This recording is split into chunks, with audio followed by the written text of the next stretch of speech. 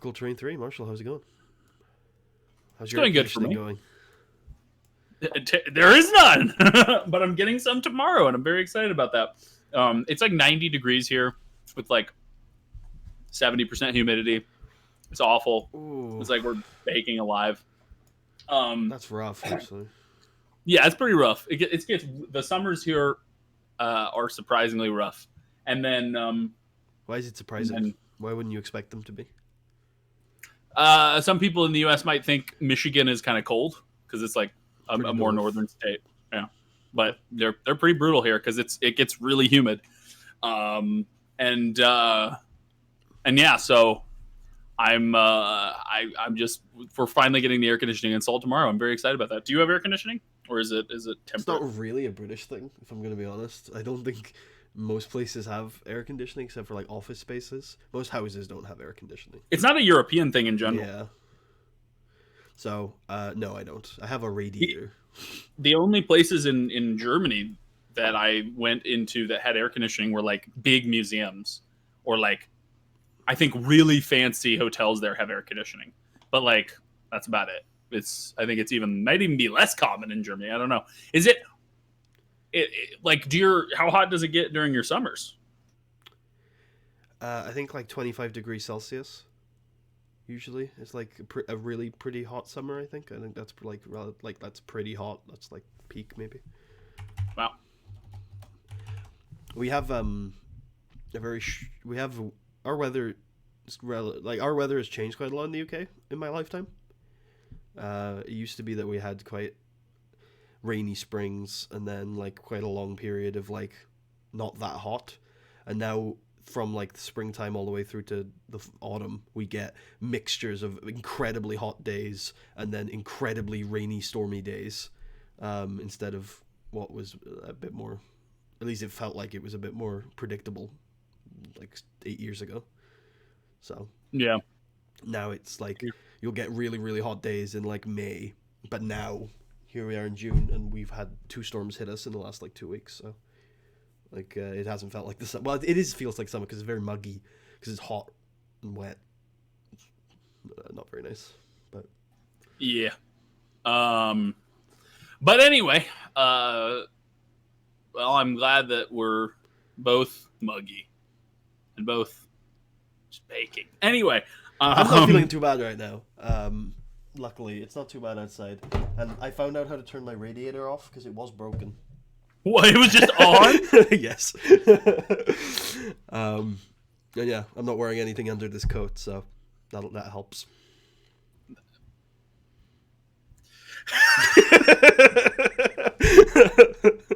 Christ, that's not a good way to take care of your coats. They're gonna get so sweaty. It's only for the stream. It's fine. It's only for the stream. Yep. Yeah. I'll go back to wearing my shirts that I need to get washed after. You're naked below the camera. No, but I could go outside dressed as I am right now. Nice. Yeah, fully prepared. Your coat, the material, and because it's like dark and I can't quite see it, in the right lighting, it could look like a bathrobe. When I glance at it, it's like I'm seeing a bathrobe. It's funny. One day I'll do a stream in a bathrobe. I don't have a bathrobe right now. I used to love bathrobes, and I left mine behind somewhere in a previous move. From what I recall, there was a Fallout. I remember there was a Fallout 3 episode where you were like, I forget what it was, but you referenced your own bathrobe, and I like when I was first watching, I almost spit out what I was eating because I was like, he's wearing a fucking bathrobe. I used to, back when I ran a backyard wrestling promotion, I used to make my entrance in a bathrobe. Nice. Yeah. So. That's amazing. I forgot about that. I was like, who was all involved in that? I don't think you know anybody. Friends. People I don't know. So like Reese wasn't involved, no one like that. Reese wasn't involved. I'm trying to think if anybody crossed over to my life afterwards, but I don't think so. I think it was all old friends. All old friends from my stag and the surrounding regions. I think just my stag. Yeah, I don't think the surrounding regions ever got involved. Well, I know there's like 5 little villages all like wrapped up inside of one another in that area, right? There's like or like. It depends. There is a greater Maesteg metropolitan area if you'd like to. if you'd like to include, because like I come from a village called Nantifachlon, but technically that's part of my stake. But if you want to consider my stake just the town, then Nanti's not really a part of that, and then you could say like Nanti, Kyra, Clangunas. Kyra. Yeah. But all of that's kind of in my stake, but it depends on Straight out of Kyra. Straight out of Kyra. Yeah. Anyone who hasn't watched Straight Outta Kyra, you have to look it up. You have to watch it. Yep, it is very close to home. There is a park featured in that video that I used to play a lot of basketball in. I mean, it's kind of a cultural phenomenon. If you want to know what it's like to live in a town that you've never set foot in, you watch that video and you will know. Like it's actually. We should clarify now because we're kind of old. That's what it was like to live there 10 years ago. Although, does Kyra as an idea ever change? I think so. I think it's cleaned up a bit. Yeah? Yeah. I don't know. It's nicer now? I don't know. I think so. I have a friend who lives in Kyra now, and he's an upstanding individual, very respectable fireman. He walks down the street in his top hat and his bathrobe. Well, in his fireman's hat. Yeah. Oh, nice. Yeah. He's a bookie. he takes bets for the horse races in town. Yeah, he just owns a fireman's hat for no particular reason. He's just that's how he dresses. Anyway, I sorted out the New Vegas uploads, by the way. That's something I did today. The first 11 streams are now uploaded, 10 of which are branded and ready to be released. One of which is going to be released an hour ago. I don't really remember. I think episode 4 came out recently. Let me just have a gander. But they'll be released more frequently. We're getting on in the game now. I don't know how many streams we've got left.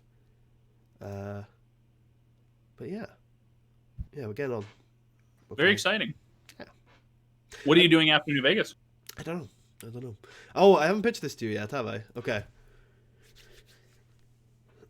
One idea, the hardest idea of all the... Oh, jeez, okay. I thought it'd be funny as soon as he started pitching, pull out a hammer. No, anyway, you were saying? I was putting together bookshelves earlier. You were saying, good sir. I don't think this is going to be next, but this is the hardest to put together idea of the anniversary ideas that I've had.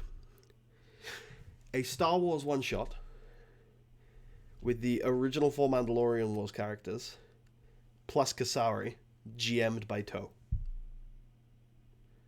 That is super hard to put together. I have 2 people confirmed in.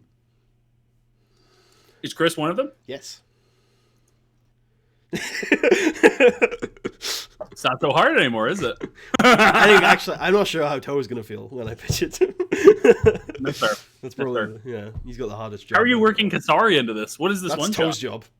It doesn't even have to be canon. It probably won't be canon. But I mean, it could be at the temple before the events of Tunes of Utapau. Yeah. I think that's the only way it could. Well, that's the only way I think it could be canon, but hard to say. In terms of that's funny though. In terms of by the way, the Minecraft thing, I think I found some server saves. I haven't loaded them up, so I don't know how recent they are, but I can try and see if they're recent. Even my thinking was, even if they're not like the latest saves we had, if you wanted to do a video reminiscing on the Minecraft server, you could still use one of them, even if it wasn't like super up to date. I'm not even sure we'd notice.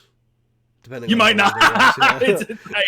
You might just be like an old grandpa living in the golden days, and you're like, "Oh, this looks right." It's like, yeah. I think the only thing that could make it like get really stark is because the last big project that I remember doing was Bullhead City, and that's if that's not there, then that would be pretty obvious. But didn't Bullhead City burn? Maybe. I remember there was a griefer who got in the server. They spawned near Bullhead because Bullhead is near the spawn. And because Bullhead was made almost entirely out of wood and wool. You say that like it's a bad idea. It went up like gasoline. I believed in law and order until the horrible trial at the mining district when I retired. Oh my god! Yeah, we had a lot. We had terrorists, subversives, thieves, murderers, historians, tyrants. Tyrants, Um, benevolent dictators. the benevolent. Yeah, the most recent character that I had on that was like a benevolent dictator, and then I had a tyrant, and then I had a brutal warlord before the tyrant. He was reacting to his circumstances, I feel. Yeah, of course, he had to do what he had to do to save himself from the Grounders, to save his people. Yeah. Okay, And his people might also have intermarried with the Grounders. That's not entirely. I had a very special experience on Tuesday. What was that? Session 0 TPK. What does that even mean? Wait, which no, term? like I know what all the terms mean, but it does like I know what a session 0 is, I know what a TPK is, I know what life is, but I don't know what all those things mean together. Wait, so were you a player or the DM? Player. So I'm guessing that the DM asked you guys some things about like how you got to where you are, and like it all resulted in death or what? So it's a bit of a misnomer because it was advertised as Session 0, but we just started playing like 20 minutes and then we all died. Okay. What killed you? Orcs. That'll do it. They will. With first level? Especially if you stick them in plate. Orcs with plate was it his first level? Second level. So. Yeah, still orcs with plate at second level. That's brutal. Yeah, I could see that being rough. If they get the thing, yeah, I do think the earliest levels. We were talking about this, and I was thinking about it even more. I think one of the reasons the earliest levels are so rough is like even in the later levels, even if a combat goes really, really bad, you have enough resources to like fix it or pull out or do something, respond, react. Usually, yeah. But in early levels, genuinely a few bad rolls can kill you before you even knew that the situation was bad. Because the situation can go from being perfectly all right to horrible on the flip of a dime. Whereas at least at later levels, like it takes a little longer for a situation to go from fine to terrible. Yeah. So it's like I think it's everything's so much quicker at earlier levels. Since we had that like lethality conversation, I've had I think it's 3 or 4 5e characters die as a player. All from the same DM? No, half and half. And as a DM, I've killed a player since then. It was a rough death. On the player side, maybe it's just a sign I'm terrible at the game. Maybe. I mean, it could mean you're terrible. It could mean that you value role playing over tactical decisions. Like that can happen a lot. That's actually true. Where a character makes a decision that they even know is suboptimal, or even maybe partially suicidal, but for character reasons. That happened on Tuesday. I remember. Yeah. Yeah. And it could also be that your DMs are really brutal, or it could mean that 5e is as lethal or even more so than we were discussing. I mean, yeah, it's definitely a rough game. And I think you've convinced me at early levels it's rougher than I originally was thinking. But I think that I mean at this point then if your character doesn't die in this, it either means I'm a pansy or that Tarius is the luckiest character ever. From the start, I was hopeful that one con Tarius would become an incredibly long-lived character. So let's see how that's part of the fun. Yeah, that's part of the fun of like playing an old like I mean we talked about this. Part of the fuel for playing an older version of D&D, or at least at the time, was I have this ragtag character that's like he's decent. And he somehow miraculously survived 10 levels, 15 levels. That's really an interesting story in itself. Whereas nowadays it's like I think now people don't expect to die as much, and so when they do, they're more upset about it usually. Or because back then the 12 levels you survived was the story, whereas these days people want to write the story before they start playing a lot of the time. That's true. Yeah. Okay, but we shall begin our story today. Nice. A story of vengeance and blood, of fire and death. A story of dragons. Wait, nope, wrong story. I opened to the wrong page. That's a few chapters ahead. No, I'm just... Let me skip a few chapters. Can I get the amulet of health? I'll fight some dragons. You want the vengeance and blood and... Oh my god. Yeah, we shall begin. Maybe there's an 8 million of health in this building. Maybe. I'd be very lucky. Is there? Why would I? Who? Okay. I don't know. I was just checking to see if you tell me. All right. If you don't ask, you don't get. If you don't ask, I'm just asking. Feel free not to answer. I just gotta throw it out there. Gotta give it a try. I mean, I wouldn't respect you if you didn't try. Thank you. Okay. But today we shall re-enter the world of Tarra's Fist. So I think when we last left our hero Tarius, he was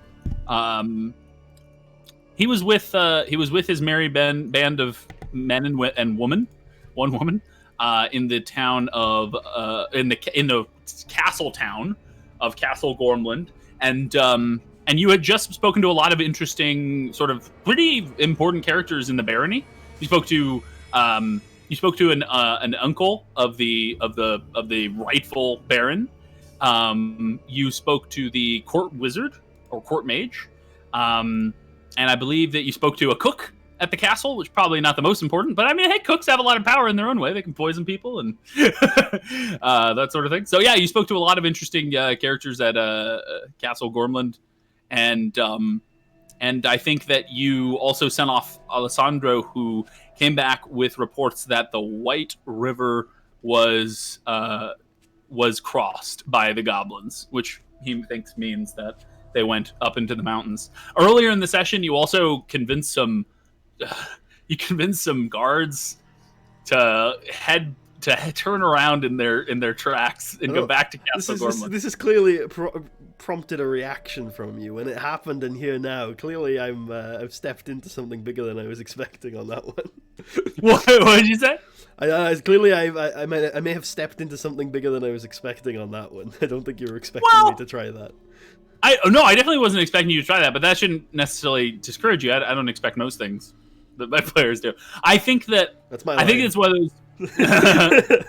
I think it's one of those. Well, it's true. I think it's true of all DMs. I mean, what DM can truly actually contact with players? Yeah. Yeah. What DM can predict what their players know unless you literally knew them inside and out, and they were very predictable players, I guess. I'm ready for some predictable players on Friday. Actually, it's very interesting, very different experience. They're very Oh, they always do the thing you think. Yeah, pretty much. They like their quests. It's chill. It's kind of chill. Yeah. So yeah, I think that So anyway, I think it didn't necessarily surprise me, but I think that it surprised me a little bit. But the thing about it is, I guess I was a little shocked you tried it because generally I was thinking it's probably hard to get troopers to turn away in their from an order they've been given, but then you made a good argument and you rolled well, so I mean yeah, it's fine. And I also think Tarius is in a world right now where he has actually some sway and power, in the barony of Moorland. It's not a ton, but it's enough to give weight to your arguments, right? The fact that you're both a minor noble here, and you are second in command of an old long-standing organization in the barony. That gives some weight to your words. I think if you were in another part of the kingdom, or definitely in another kingdom entirely, that you probably wouldn't give much weight at all. You'd be I am. Indeed, those actions wouldn't have been taken in another place. Tarius only did that because it was a perceived threat to where he comes from. Of course, yeah. But I'm also saying he can do things like that here, indeed, where he couldn't do elsewhere because of some of his connections. Yeah. So I believe that we went to bed, and you all are now awaking at an inn in Castle Gormland. And no doubt, Ragni has paid for your breakfast, which you eat. And it's, here your breakfast is, they call it breakfast soup. It's a very interesting, you've never had it before, but it's essentially cut up sausage and eggs soaked in broth, and you have kind of like an egg drock soup with sausage. Have you ever had that? And it has on the side toast that you can dip into the soup. Oh, that actually sounds quite nice. Yeah, it's interesting. And it definitely fills you up. Good. You probably once again also awake because Alessandro woke you to prevent you from dying in your sleep, which is a constant threat. Every night, so Tarius prepares himself mentally for the idea that he may not wake up. That's so fucked. Well, he's lived for 2.5 decades, so he's used to it. That does make an interesting character in terms of motivation, because like, if your character is constantly dealing with the fact that they might die, they're definitely going to view the world differently. Like, other people are going to feel more invincible. And Tarius is like, he feels the opposite of invincible. Absolutely. He feels incredibly vulnerable. It's kind of interesting. Tarius was very scared about traveling through the mountains, if you remember. He was like, I'm not sure about that. But then he was also like, but I don't want to travel for too long either, so going south is a longer trip. How does he feel about the mountains now? He's more comfortable with Ragni by his side, but he is still apprehensive. Another thing is, Tarius feels uneasy about going to a place where there are a lot of dwarves. Because dwarves provide, I think, Tarius a very scary existential question, because he's very aware of his own mortality, and dwarves live for a very long time. And whenever he looks at like dwarves, he thinks they can make so much more of an impact than humans can. And it often makes him contemplate how much impact he can have with his short and meek life. So that's why he's often a little bit apprehensive around lots of dwarves. Ragni he kind of sees kind of as a human, but like lots of dwarves he would. And I don't know if Tarius would think about this, but Tarius might. Because I think a common criticism in this world of dwarves is like they live so long and they barely do anything with the time they have. Like they spend a lot of their time just acquiring wealth, hoarding wealth. And I think a lot of people, especially people who care about more intellectual pursuits, like elves, would criticize them for that. Because it's like, you could have spent the 700 years becoming the expert in a science or becoming an inventor or becoming, and it's like, well, you just spent it digging gold out of the ground. So I think I don't know if that's something that might or might not be something that passes through Tarius's head, but I think to some extent, because Tarius is a relatively simple man, the mere act of living as long as they do is an accomplishment in and of itself. So like when he looks at them and says, if he sees a guy that's 500 years old, he sees him as an accomplished person merely because he's made it to that age. Well, 500 might be a bit of an example. Regardless of what they did. Yeah. No, 500 would be an old dwarf. Okay. 500 would be the equivalent to like a 75, 80-year-old man. Okay. So like that would definitely be an old dwarf. Cool. But yeah. So yeah, you guys gather in the lobby of the inn, and Sir Renault says, "So, if I am to be believed, we are going to..." Has that always been his voice? So I realized that he's actually supposed to be French. That's fine. We can I've been having him be English, and I realized he's supposed to be French. I'm gonna rest in peace Tristan's voice. So we are going to Zaldavia to raid that old abandoned manor. That's still the plan, sir. You seem to have changed overnight much, Renault. But what do you mean? I cannot quite put my finger on it, but something feels a bit different. Yes, we are to head to the mountain. We are head to the manor to the south. The south? And You've ruined my childhood. Why did I ruin your childhood? This isn't how Renault was when I was a boy. Oh, no. When did he go French? So I realized he's from Hayland, and Haylands all have French accents, so I wasn't thinking when I first started role-playing as him. Anyway, I mean, his name is also French. Like, everything about him, he's a cavalier. Everything about him is French, and then I started role-playing him as English. It didn't make any sense. Anyway.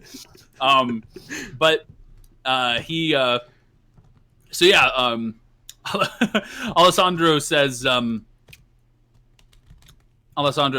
"Is there anything we need in town before we set out?" Do you have any suggestions, Alessandro? I don't know. What can one expect from the old manor? Derelict buildings, no doubt. Broken ceilings, broken floors. Let me have a look. I may have some rope on me. If not, we should... I do have rope. But I have the regular equipment I have for such trips. I think we should be prepared for now.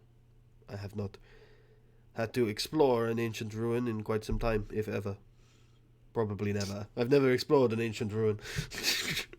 Alessandro nods and says, "From what it sounds like, it's hardly ancient. Only a few decades abandoned."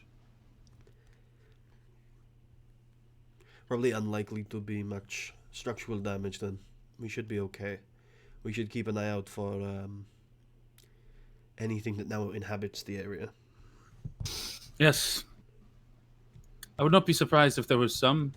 Nature does its work quickly when left to its own devices. Well, everyone should be vigilant.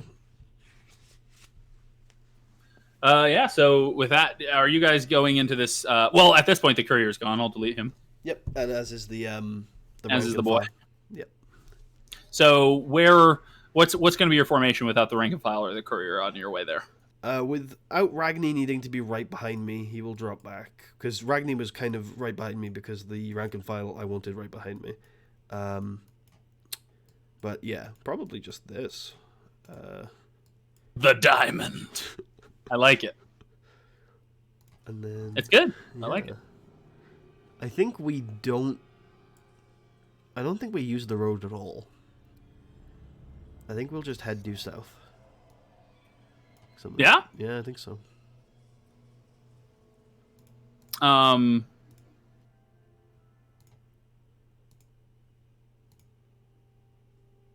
What do you remember what directions you were told? You were told, like, I believe... I think just south, right? Yeah, I think it was... Like, I think he gave you also a direction based on the river, but I forget what that was. Go ahead. Or it might not have been the river, might have been on the border. Anyway, I think that's fine. So yeah, I think it was something to do with the border. You're right, but I'm not sure either. I think it was near the border. He said it was near the border of Moorland, with Westlock. So yeah, you start heading south, and you leave the road. So why don't you make me roll me a D10? Sure. I love D10s. Also, at this time, I'll state we'll go half speed. Not half speed, but slow speed. Slow travel pace. For the ability to use stealth and... Notice things better, yeah. Yeah. Cool. So you guys are traveling rather slowly through the open ground. So it definitely will, without a road and traveling at the speed, it'll definitely take you a while. But it's thankfully not. It's essentially a lot of fields, grassland, and woodlands, and you might occasionally come near a farm or a village. There's a lot of villages that are not on the map. Okay. Sort of, and they might be like, when I say a lot, I don't mean a shit ton, but I mean like there might be occasionally a hamlet that literally has like 40 people that live there or 30 people that live there. Okay. So you might occasionally pass near one of these tiny hamlets. That might it won't have it would be unlikely to have a full blown road attached to it, but it might have like a path. And so you continue to wind through, but the point is it's mostly open country, not any thick impenetrable forests or mountains or hills even. And you eventually, or at least no big hills, you continue to travel unabated by any trouble. You occasionally... What? I hate being abated, so... I know, it's the worst. You do, at one point in the journey, see a large herd of what appear to be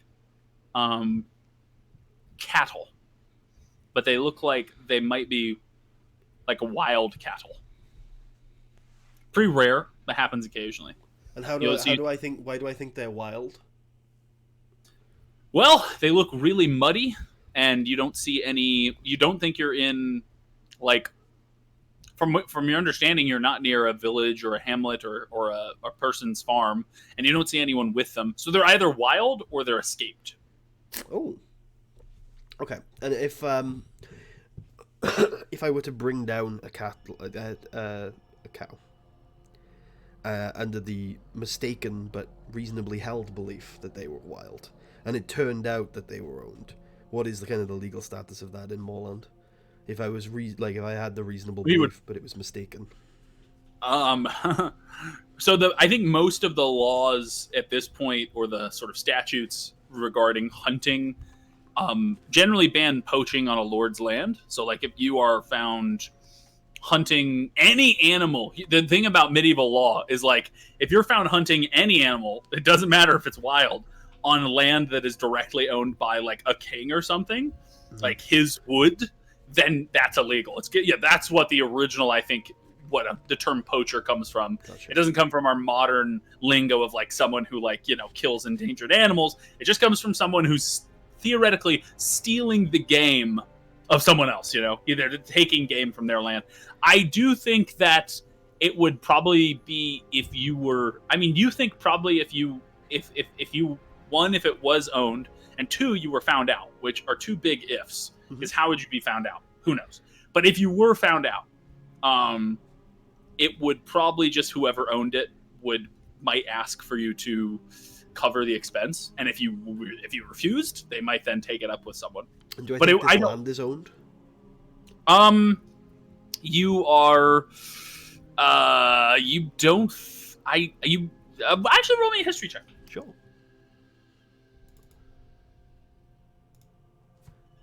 $18. You think that this is the common land. So it's.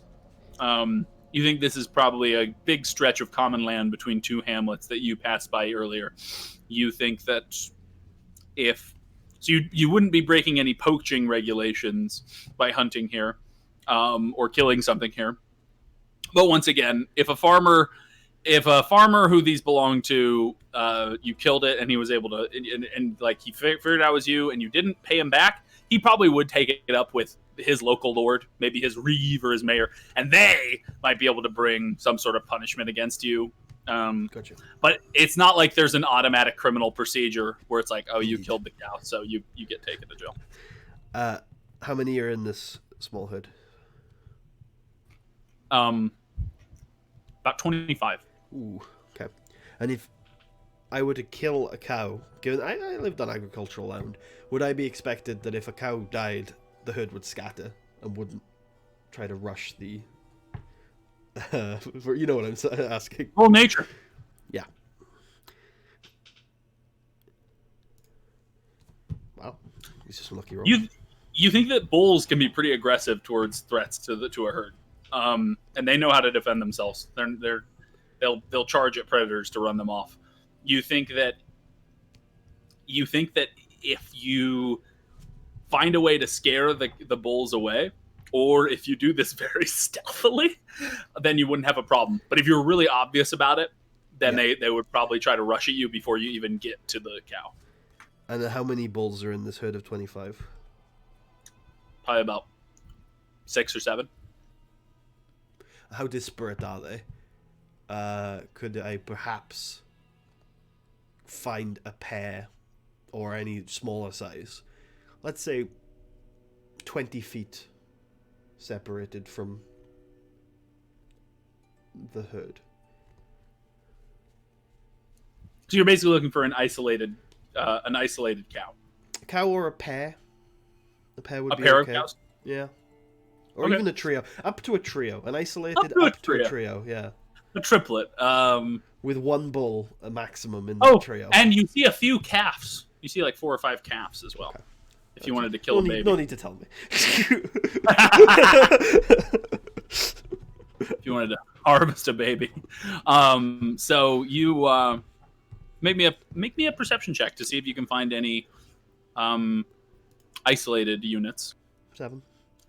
To you, it looks pretty disparate. And the problem is you might see an isolated unit for a moment, but they're moving around enough that if you don't jump on it quickly, the isolated pair moves and shifts. Right, so the bulls are sort of, you can tell the bulls are kind of walking around grazing in a way that makes it difficult to find someone isolated at any given moment. You think theoretically you could, but your eyes aren't strong enough for it. You could maybe ask one of your companions to help you. I could, but I was elected to lead, not to ask for assistance. No, I can't. I don't know. Isn't giving an order leading? It is, but they might have noticed that I had just failed to find what I'm looking for, and I don't. You did the most obvious perception. You were like, what is that? Yeah, so I want to give up the impression that I found what I was looking for, and I've now come to a decision. And I just look out there, and I look at everyone, and I smile, I nod, and then I point for us to continue onwards. Nice. Yeah, safe decision. Doesn't want to get gored by a bull. Not worth it. We have rations. We just had a nice breakfast. We'll be back in the town before the end of the week, at the very latest. Mm-hmm. I use the term wild. I think probably a better term would be feral. Okay, that might have changed things. Because feral, I generally think, has the connotation of a domesticated animal that has gone back to the wilderness. Whereas wild means they were never domesticated to begin with, right? I see. It's unlikely that these things were literally wild from their inception. That it's probably a domesticated herd that somehow became feral. Interesting. Well, that changes things too. But for example, cats can be feral, dogs can be feral, but wolves can't be feral because they're wild to begin with. Unless you're using feral as a derogatory term, meaning like vicious, angry, which people do, obviously. But yeah, that was my first reaction. But yeah, it completely makes sense what you've said. I'm just thinking about how I want to react to this. Then, my questions. I still don't want to do what I was originally going to do, but I have another idea now. We're on horseback.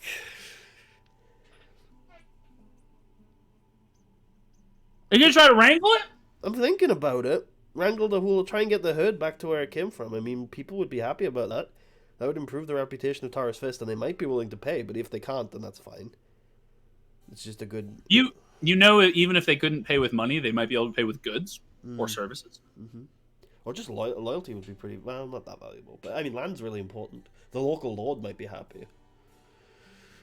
And we have some competent men and women with us. All right, yeah. I mean, I'm gonna turn to the group. I love this deliberation. Am I going to wrangle this herd? I turn to the group and I say, "That strikes me as perhaps some escaped animals. The Fist could do with an expanded network of clientele, and not to mention there might be short-term rewards in it for us if we were able to do this deed. We're on horseback, and we have a collection of knowledge and minds together. I think we are, and I have a lot of rope, and I'm sure some of you have brought rope also. Perhaps we are in a good position to do this. Does anybody feel they have the skills needed to herd this set of cattle and look for where they have come from?" Alessandro nods and says, "Wow." I'm actually surprised when he nods, and I look up at him and listen to what he has to say. He says, "I could certainly attempt to track where they have been roaming from. Perhaps we could locate their original origin." Ragni, or Sir Renault says, I believe no, that he's almost back. No, how dare you broke my heart. I believe that it could be attempted. Now you're making me feel guilty. Maybe I should just put him back. Oh no, I don't want to make you sad. Oh, I can't hear you. He was fine until you gave me his original voice for a second there, and it brought it all back. It brought it all back. I'll get used to it. Yeah, he says, I believe that it is a test of horsemanship, one that I would prevail at. Oof, did you hear that, Ragni? He said he would prevail. What about you? Ragni says, "Well, look, it's not that I. Well, very well. I suppose I could wrangle me some cows, a bull or two. I'm not one on horseback. Fine. Look, if the hellish whore can do it, and I can too." Excellent. Well, Alessandro, you get to tracking, and men, you get to setting a perimeter to try and, I don't know, you get to work, and I will observe.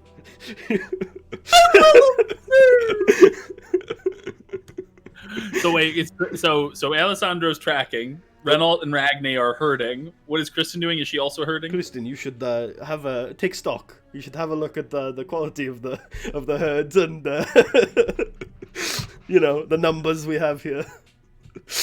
Nice. So, okay, we'll go through this one at a time. So Kristen is going to automatically succeed at counting the number of people in the herd. She's very good with numbers. For you, it would be a DC 10, but for her, she's no, just kidding. She automatically succeeds. But I will have, since you've asked her to take account of their quality, I'd like you to I'll let you choose either animal handling or nature for Kristen. I think because she's not getting up close, I will say nature. Here she is. It's wisdom, right?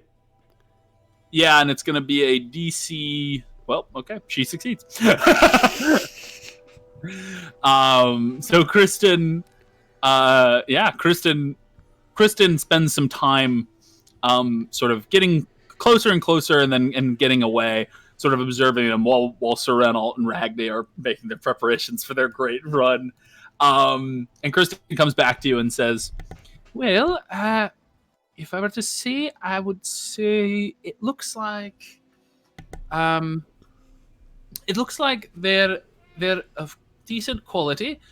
They've had plenty of food to eat. Doesn't look like they're malnourished or anything like that.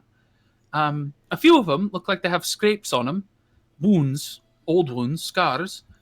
It might have been that they had run-ins with wild animals, maybe wolves. We saw some a while back. Could be that pack. Yeah, it could be that pack or a different pack has been preying on them. In any event, certainly seems that they're still capable as farm animals. The bulls look strong enough to pull a cart, and the cows look. Well, I'm not an expert on. I can't certainly assess their teats without getting closer, but it looks like they might be able to produce milk. She says, I don't know. She just shrugs her head. And then I'm gonna have Alessandro roll a survival check, and it's gonna be this one's gonna be a DC 15 to find where he thinks the herd has come from, based on not only their tracks but also prevailing patterns in the landscape that he's been walking through, making predictions on where a herd would go naturally based on the path of least resistance. So make a DC 15 survival check. Nails it. 25. He absolutely crushes it. Yeah. So Alessandro does this thing where he rides out a little bit towards the herd. You see him in the distance get off his horse, turn around, look in every direction. He does this with the wind. Mm-hmm. Then he turns in the mud, picks up a piece of mud in his finger and tastes it. Oh no. Spits it out, gets back on his horse, rides back, and says, "This all happened in about 2 minutes." And he says, "I believe they come from the town over there." I just nodded him with confidence. I'm going to reset my camera real quick because it's got out of focus and I don't know how to do it other than turning it off and turning it back on again. I nodded him with confidence, and then I observed to see how the men are doing. I'm very glad what you did was suitably funny, but I'm very glad you didn't do my original thought of what he was going to do, which was get on all fours and pretend to be a cat. Where would I go? Where would I come from? Oh my god. So,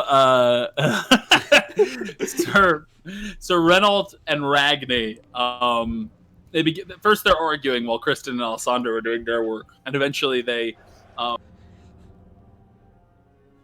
second. Let me. Oh, now I can see you again. Okay, so when you turn off your camera and turn it back on, I have to go. I have to unfull screen and then full screen again to see it. It's weird. Anyway, That sucks. but anyway, so the two of them are arguing for a little bit, and then they stop. They get on their horses, and they're gonna ride out. So, this is gonna be a combined. This is gonna be actually, I'm gonna say since you've got the two of them working on it, it's gonna be a hard DC, but they'll get advantage since one's helping the other. So I'll let you choose who you want to roll this between the two of them, either Renault or Ragni, and it's gonna be an animal handling check, and it's gonna be a DC 17 to wrangle them. All right, I'm gonna have them roll opposed roll charisma checks, to see who manages to take this check. It's Ragni. All right. Animal handling is based off of what stat? Animal handling is a wisdom.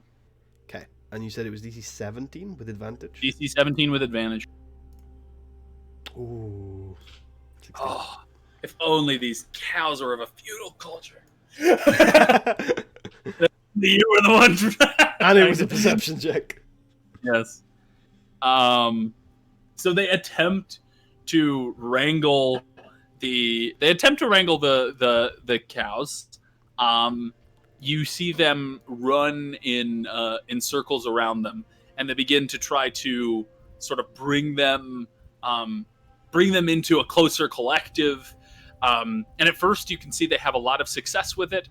They start to compress the cattle together. They start to bring them closer, and eventually, one of the bulls isn't having it, and it breaks out with a few other cows in a small stampede, not a big one, but a small little stampede, and it immediately bucks Ragni's horse back, and Ragni's horse runs off with him barely holding on, and Sir Renault on the other side, helpless to do anything about this. Yeah.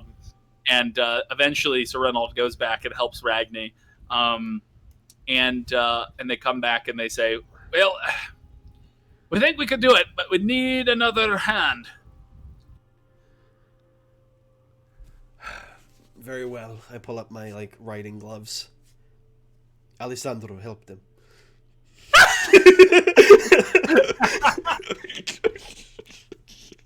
That's funny. Yeah, so Alessandro looks at you for a moment and then says nothing and gets on his horse. Cool. It's amazing. So Alessandro immediately begins to dictate commands to the other two as if he's their boss. And they don't like it, but they listen. And Ooh, that's a good sign. Alessandro can now roll an animal handling check with advantage. And I believe his charisma's higher, so hopefully this will. Oh wait, or his wisdom. Wisdom, yeah. Not 20. Oh, oh my god, Alessandro's so competent. And the other one was a 21. Jeez. And so he rolled Alessandro, a nat 19 on his tracking check as well. Jeez, he's so good. He's such a natural born. Oh man, hero.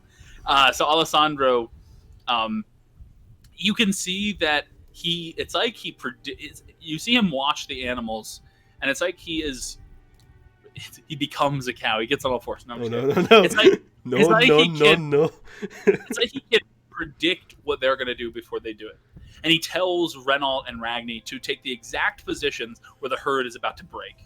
And he positions them perfectly. He moves them in a circle to constantly keep the herd confused and beckoning. And eventually, Alessandro comes up from the rear, from where, facing towards where the town that he believes they have come from is. And he immediately begins to charge at them, yipping at their heels.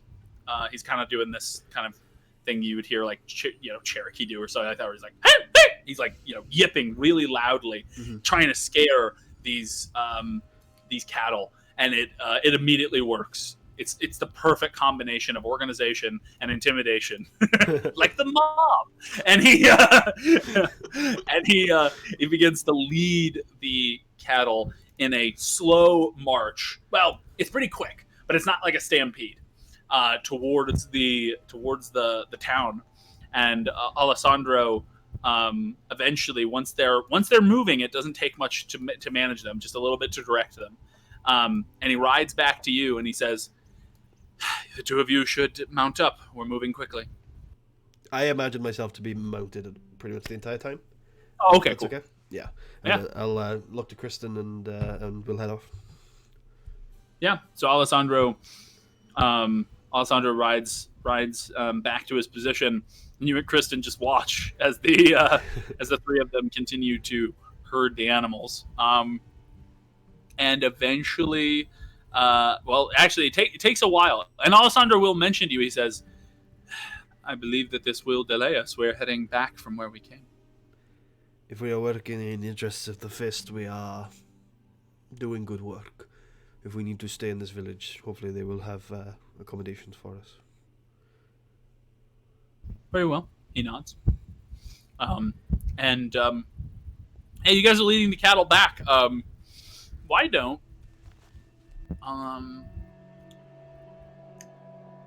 you roll me a d6? Okay. So you avoid predators along the path. Nothing comes for the cattle, which is good.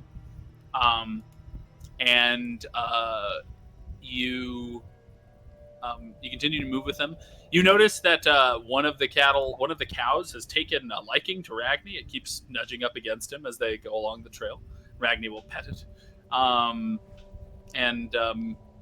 And Sir Renal is doing this, using this as an opportunity to show off his horsemanship. So he continues to do these strange gallops and trots to try to. It's almost like he's trying to impress the cattle with his horsemanship. He looks truly insane. Anyway, well, he is French now, so I believe that he's truly insane.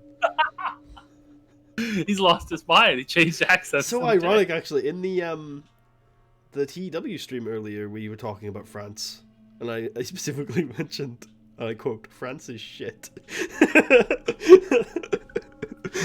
Because we something like about French, like, because there's a French act in that series, and there was a mention of some French monuments or landmarks, and I was like, I was memeing about how I was going to show them a picture of me standing in front of the Eiffel Tower from last summer as a meme, and I didn't have it on my phone, and then I said I would look very depressed in the picture because France is shit. That was my yeah. Or at least Paris is. I guess I shouldn't. I'm sure there are parts of France that I'd enjoy. You didn't like Paris? No, I hated Paris. Like, with a what passion. did you like about it? Very overcrowded. Mainly. It makes me feel better, but that's a problem with a lot of places outside of France, too. It is, but I was literally on a trip of capital cities, and it was the only one I had that experience in. That's fair. Yeah. I imagine it's an infrastructure problem rather than a population problem. Like, literally, like, too many bodies on the streets, that type of thing? Streets, and especially the public transport. Gotcha. Yeah, I think the routes are probably badly designed. Yeah, it's kind of it's like a metro, so it's most of it's above ground. But it's... Oh, okay. Yeah. Cool. But it is, it's a subway system. Do they have, like, raised platforms where they go? What do you mean? So in Chicago, they have their platform, their public transport is most of it is elevated about a story or two above the ground, so it can go above streets without interfering with traffic. France is a very what's the word? Vertical city? Is that the right word? Where it like changes elevation across the. So like Paris is very vertical city. So like the public transport lines tend to stay at exactly the same altitude.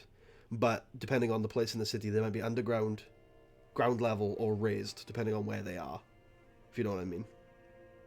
So it's not designed to be raised, it's not designed to be underground, it just stays the same, and it might be raised underground or ground level, depending on where in the city it is. Nice. Yeah. Which is the same as the tram system in Brussels.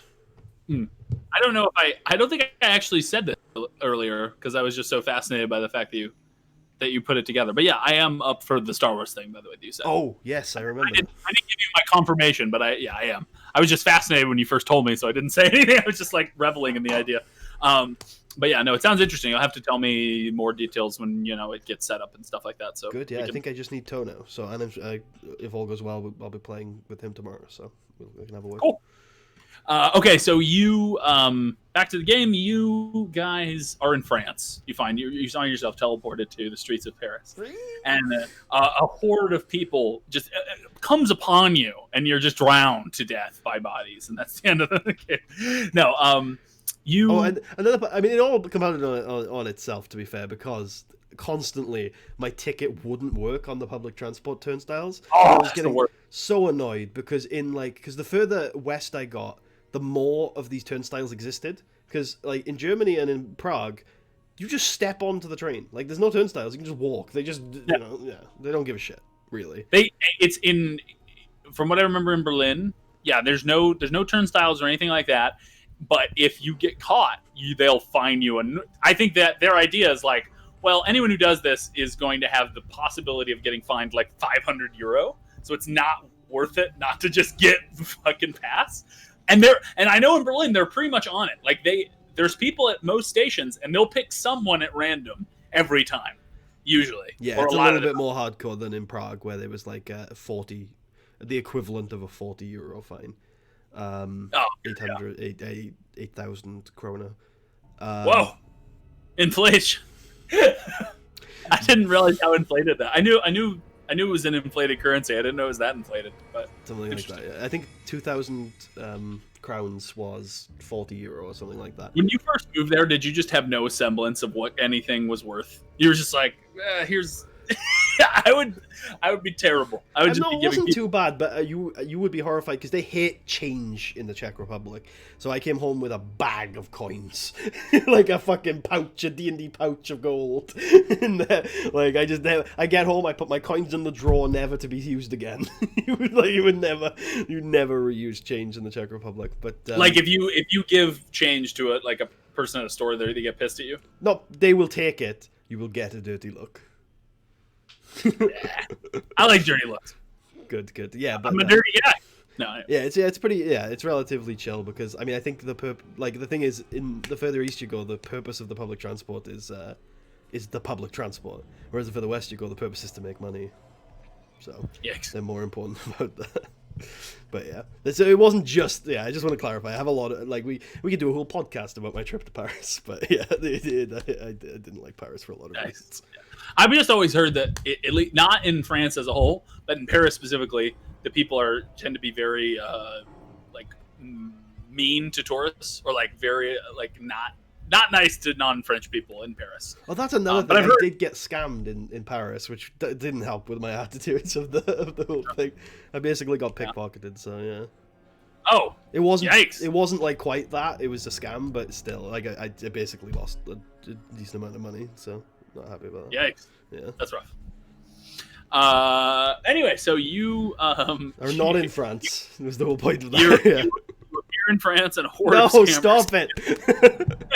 I want to be in a horde of cattle instead.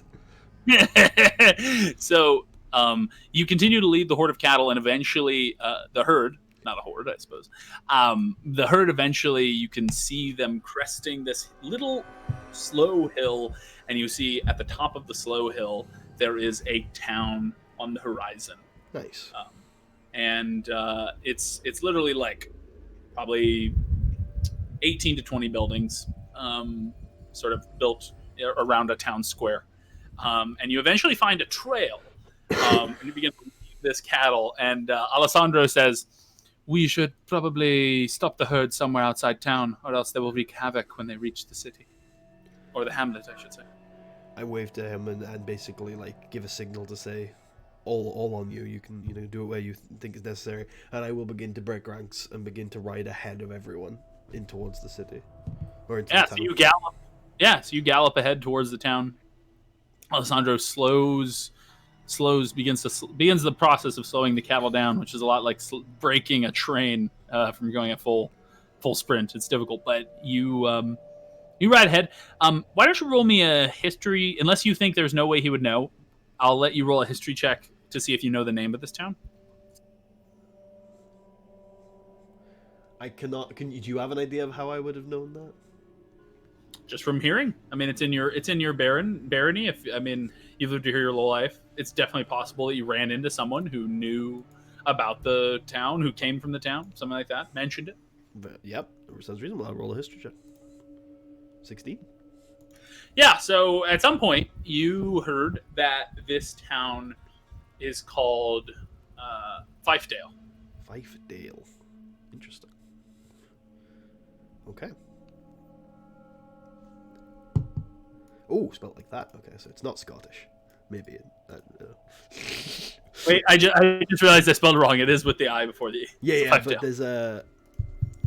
I think Fife in Scotland is with the E after the F. Is with the what? Is with the D after the F. I think is what Fife is in Scotland. Hold on, let me look. Fife. Yeah, that's never mind. It's a different word. Just when you said it, I thought, oh, it's Fife in Scotland. Nice. Yeah. So you know that this is called Fifedale, and that there is a local reeve who is himself a farmer who oversees the place.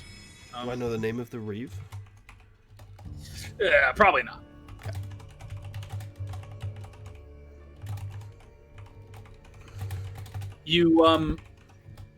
You find yourself in the center of the town you've ridden into. There's a couple people outside, a very small tavern in the town, and you see a lot of buildings. You're not sure which one would be the Reeves house. None of them seem to scream Capitol building or something like that, Yeah. So you're not sure, but or town hall. There's nothing like that. So what do you do to do you talk to one of the people on the street? Do you go into the tavern?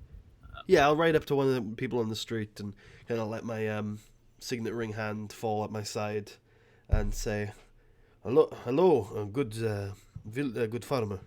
Could you please direct me to your reeve? I have business here. He says, "Oh, the reeve is over there," and he points to a medium-sized little house with a little garden in front of it, and a big bench that the reeve is sitting on, smoking a pipe. I'll ride over and dismount the horse and approach. He says, "Hail to you, traveller." I stop, and my impressive visage drops into a very gaunt figure. And oh God, get away from me, foul demon! Hail to you, reeve. We have discovered a group of feral cattle not far to the north of here, and we're wondering if you think these might be yours. Feral cattle. How many? About 25. I see. Have you brought them here? They are just outside the town. My what would be a word for someone who handles animals? Shepherd? Shepherd could work. An animal trainer. Trying to think. I can't think of anything else off the top of my head. There's a few weird terms specific to certain kinds of animals, but I don't know what term would be good for like someone who just handles animals in general. Sure. But yeah, shepherd would be fine. My shepherd has stopped them to make sure they do not cause any damage. Oh, I see. You're traveling shepherds then? Not quite. We belong to an organization known as Tarra's Fist, based out of Moordrake, far to the north of here. We do a variety of things. We are a various operations agency, you could say. And, we do a lot of keeping the roads safe, investigation, and we saw the cattle and felt it fell within our remit and our skill set to bring them back. We knew it was a chance that there would not be a financial reward, but our organization always likes to expand its reach, and this was something we could do. We felt like we should do it. Any recompensation would be appreciated if they are yours, but not necessary.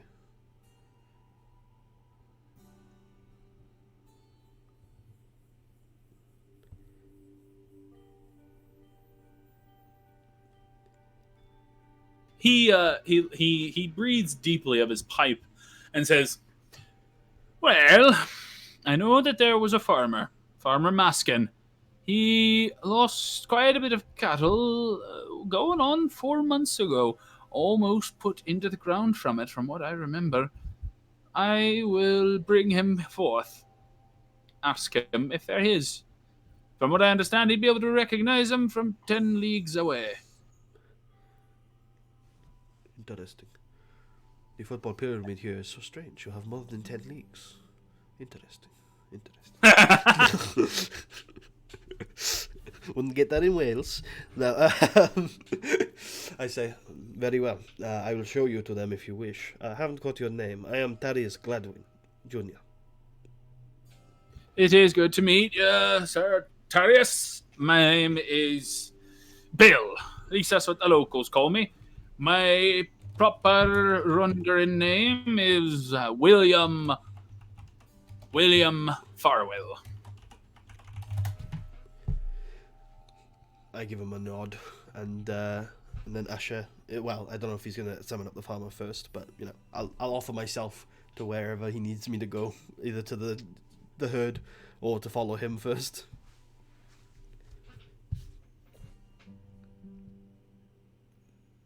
If you're talking. So he takes. Sorry, I was just writing something down. No worries. He takes the cat. Not the cattle. He takes you, and walks out of his garden and walks across the street to a house, and knocks on the door. And he appears to be carrying a cane. He's probably in his 50s, quite old. And at least seems old to you, someone who worries about dying in their sleep at any moment. I mean, in my sleep is probably like third on my worry of dying. Choking on food, falling off the horse. Falling off the horse, that would be rough. I think I would die. People died a lot like that in real life, I think, in medieval times. Well, certainly if they get trampled by the horse afterwards, that's I think it was well, a lot of times also if you were wearing like armor, you'd be so heavy that you back from it. Or stuff like I heard crazies. I think there was a king who died from being thrown from his horse. I forget which one. But anyway, he knocks on the door and you hear a woman's voice. One second, and the door opens and says, "Oh, Bill, good to see you. I'm afraid that the little ones are a bit in my hair. How can I help you?" And he says, "I'm afraid that I'll need use of your oldest boy. What was his name? Ken, was it? Yes. I'll need Ken to run out to Farmer. What's his name? Do you remember? I don't know. He's a farmer. I wrote down Bill's name. I didn't remember the farmer's name. You can make it up again. There's a farmer. His name's Jimmy McGinnis, and I need you. McGinnis. I need you to run out there and tell him to meet us by the south of town. And she says, "Oh, all right. Give him something to do other than moaning in his room. Ken!" And you just hear running, and Ken comes out. And Ken's like, "What?" The Reeve's like, "Boy, I need you to run out to Farmer McKinley's and I need you to grab him and pull him here to the south of town. And we got urgent business that regards his financial well-being." And the boy nods and begins to run. It's relatively ominous music for the situation. It's fairly ominous. Let me. There's a good old horror movie at some point during that I was like, "Ooh, what has happened to these cattle? They're dead." Oh no! Oh no! Now I can't even get to the music. That seems like a problem. The music page is just a blank screen for me. Uh-oh. That's definitely a problem. That can't be good, can it? I'm gonna try to refresh. Oh, as soon as I refreshed, it came back. Hey. But before I refresh, you know what I mean? Yeah, no, I feel that. Before the refresh had completed. The bastard, and now it's all black. Okay, wait, here it is. Okay, I found it. There we go. Let me play something to put us all at ease. How about ominous music, or Oh. perhaps mundane music? Oh, That's better. Everyday music. So you you're walked with the reeve to the south of town, and you wait. He sees the cattle that have now been parked right outside of town, and he says, "So, your organization, I believe I have heard of them. Moordrake, you say? that would be correct. Yes. Well, it is good to hear they are still in business. Operatives of yours have not been, well, they have not been seen south of Gormland in a long time. We have had to focus on a core group of clientele. You know, things are uncertain at the moment, but make no mistake, we are keen, as hopefully today demonstrates, to keep our options open and continue to look at all kinds of opportunities. We are an organization that profits when the barony is doing well. That includes everybody in the barony. He nods and says, well, if you'd be willing to bring back services to this part of the country, I'm sure there's many things that a town like ours could use from a group such as yourselves. But I will be honest with you, Mr. Gladwin. Our town is not a rich one. We mainly harvest grain and barley, which we trade with the bigger cities for their breweries and brewhouses. I don't see us having a lot of money to pay with you, but if you'd be willing to accept payment in part cash and part barley, then I'm sure we could arrange something. I think there could be a fine drink named after your farmer, Mr. McGuinness. But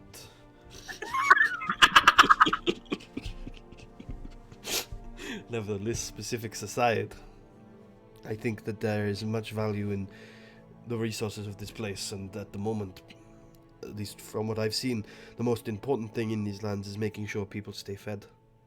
You're pretty far away from the river. Moorland is right on it. Moordrake is right on it.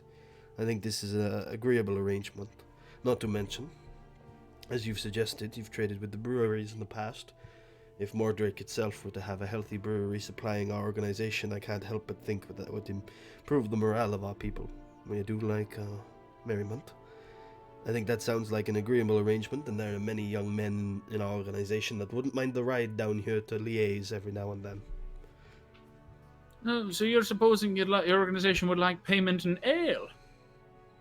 Well, part cash and part ale would probably be a little bit more useful to us than part ale and part ale and part cash would probably be a little bit more agreeable than part barley and part cash, if that would be possible. He nods and says, I believe that we could arrange a trade with a local brewery. We could send them some barley for free under the assumption that they send ale to you for free as well. Is he saying that they don't have breweries here in town? No, I knew that. Okay, so to clarify what I knew that they traded with breweries. My initial thing was that we might have a brewery set up in Moordrake if we had enough barley trade. Oh. But... Oh, so you're proposing he helps you get a brewery set up in Moordrake? Ooh, if he was able to. I mean, there might already be one or two. Moordrake's a pretty big town. Maybe one that Tarra's fist ran. Well, I like the idea of that. Yeah, like the idea that there's a Tarra brand beer. It would, I think, be something that the rank and file could be proud of. Yeah. And the second thing is, it could be a way that the fist could keep the lights on even when there's not a lot of jobs coming in, right? And also, they can always... this guy probably does have a lot of contacts he could send our way. People who know how to make ale. Maybe there's adventurous brewers that want to take the trip up north. Maybe it's more lucrative by the river. Yeah. I mean, I think also the biggest way for I think you might know a little bit about this. Just I mean, do you like drinking? Does Tarius like drinking? Does he spend a lot of time in bars, taverns? He does. I think the line was he drinks little and eats lots, but he's aware of the drinking. Yeah, like he knows, like he sees he sees a mead hall as an instrument of propaganda, so he definitely spends a lot of time in the mead hall. Nice. So I think that probably what would happen then is, I think you would know that the way a brewery makes a ton of money, like the way they go from just being a kind of like keeping the lights on to making a ton of money, is if they can ship or export their ale to another city or province or even country. That's where a lot of money comes in, because foreigners might pay a lot of money for an ale that they can't brew, right, themselves. So if you can figure out a way to get a contact with a place that can't brew your type of ale, then all of a sudden your ale enormously rises in value, and you can make a lot more money on it than you would just selling it to locals. So what you're saying is that we should manufacture an alcoholic drink called McGuinness on this island and export it to the mainland. Why are you naming McGuinness? That's so funny. After the fine farmer whom brokered this peace deal.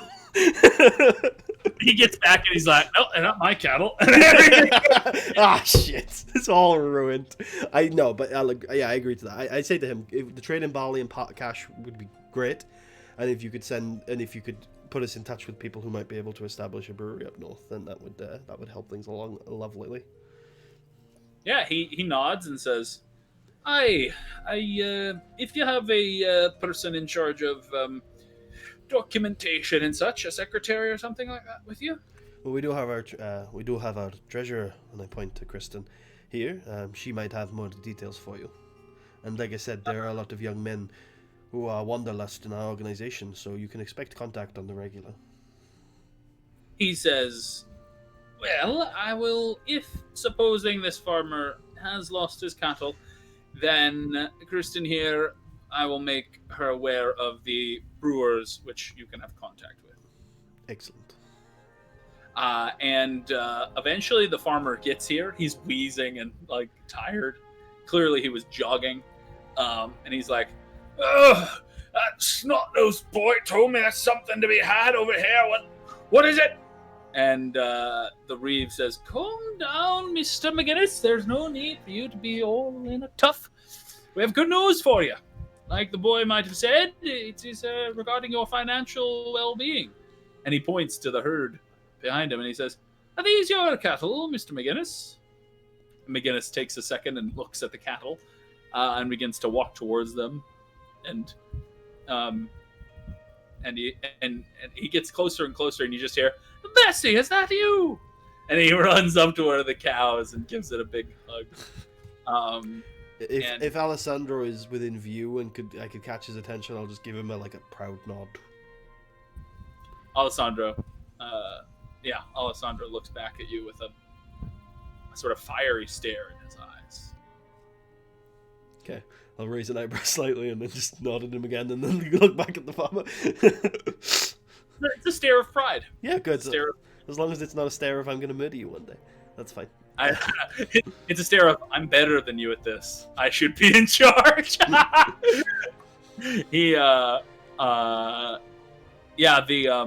The Reeve says, "Well, it looks like you have returned our good cattle to our farmer. Now, I have no doubt that Mr. McGinnis will have no problem being a bit in debt to the town, seeing he's already quite in debt to the town. A little more can't hurt." Mr. McGinnis says, "Sure, whatever." And the Reeve says, "Very well. I will gather up provisions from the town's common supplies and wealth, and we will send you with some. Why don't you, do whatever you wish. Meet me at my house in about 30 minutes, and I'll have your reward." How late in the day is it right now? It's probably about 4 o'clock. I'll say to him, "Is there any chance we could arrange for a stay at the tavern for me and my companions this evening?" Yes, of course, that could be arranged. I believe that our fair innkeeper will be glad to have the company. There has not been someone who visited our town and needed to stay at the tavern in probably 2 or 3 months past. Excellent. Then we will take advantage of that opportunity. He nods and goes back into the town. You guys go to the tavern then? Yeah. Okay. You get to the tavern, and it's called the Bouncing Barley. And as you enter, it's generally just a few farmers who at this point have gotten done early with their work, and a few other people hanging out. You see an old, kind of middle-aged, not super old, but middle-aged, very fat, boisterous man behind the counter, laughing with one of his clientele. When he sees you come into the bar, he immediately notices you and is immediately aware that you're strangers because he probably knows everyone in town by heart, and he sort of immediately ignores his clients that he was talking to, and he gets out from behind the bar and walks towards you and says, "By souls, you're passing through. You need the services of the Bouncing Barley." That is correct. We are travelers, and we were just returning some cattle to one of your farmers, and we felt that it was late enough in the day that we should stay here. Oh, very good, very good. Can I set you up with some drink or food? Absolutely. Excellent, excellent. And he nods and says, we have finest ale in the South Fold. And he begins to walk back to his bar. And who do you ask to pay for? Actually, I'm gonna say without being asked or told, Alessandro pays for this. And you can tell it's kind of his way of crowning his achievement today by paying for the. Is Alessandro a senior officer? No, I don't think so. I believe that the senior officers are the master of the horse. It's just me, Ragni, and Renault. Yep. Yeah. And of course the captain. Yeah, I just mean with us right now. It's just me, because obviously Ma is also a senior officer, but she's not here. Yep. Yeah. I'm just trying to think. It says, the captain, lieutenant, sergeant, master. Oh, and the fortress warden. Yeah. You said Ma. Yeah. And then you'll notice that those are the positions to do exclusively with battle, right? So the battle people are the ones who predominantly their job has to do with military matters are the senior officers, and then the junior officers, because even though the fortress warden is a lot of like just keeping things together, the fortress warden technically is also their main job is if the fortress is besieged, they're supposed to lead the defenses. They're supposed to prepare the defenses and keep it safe, right? So these five are all kind of like militaristic roles in a way, whereas the rest are more keeping things attended to. So as he steps forward, Alessandro be a senior officer? Well, as he steps forward, I'll place my hand out and say, buy yourself a celebratory drink of their finest. Perhaps treat us all to one if you wish in toast. But tonight it is Sir Reynolds' turn to pay for the rooms and the food.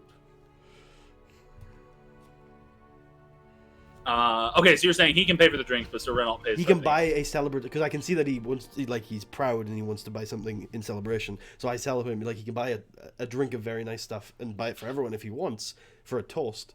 But it's Reynolds' tabs tonight. Yeah. Okay.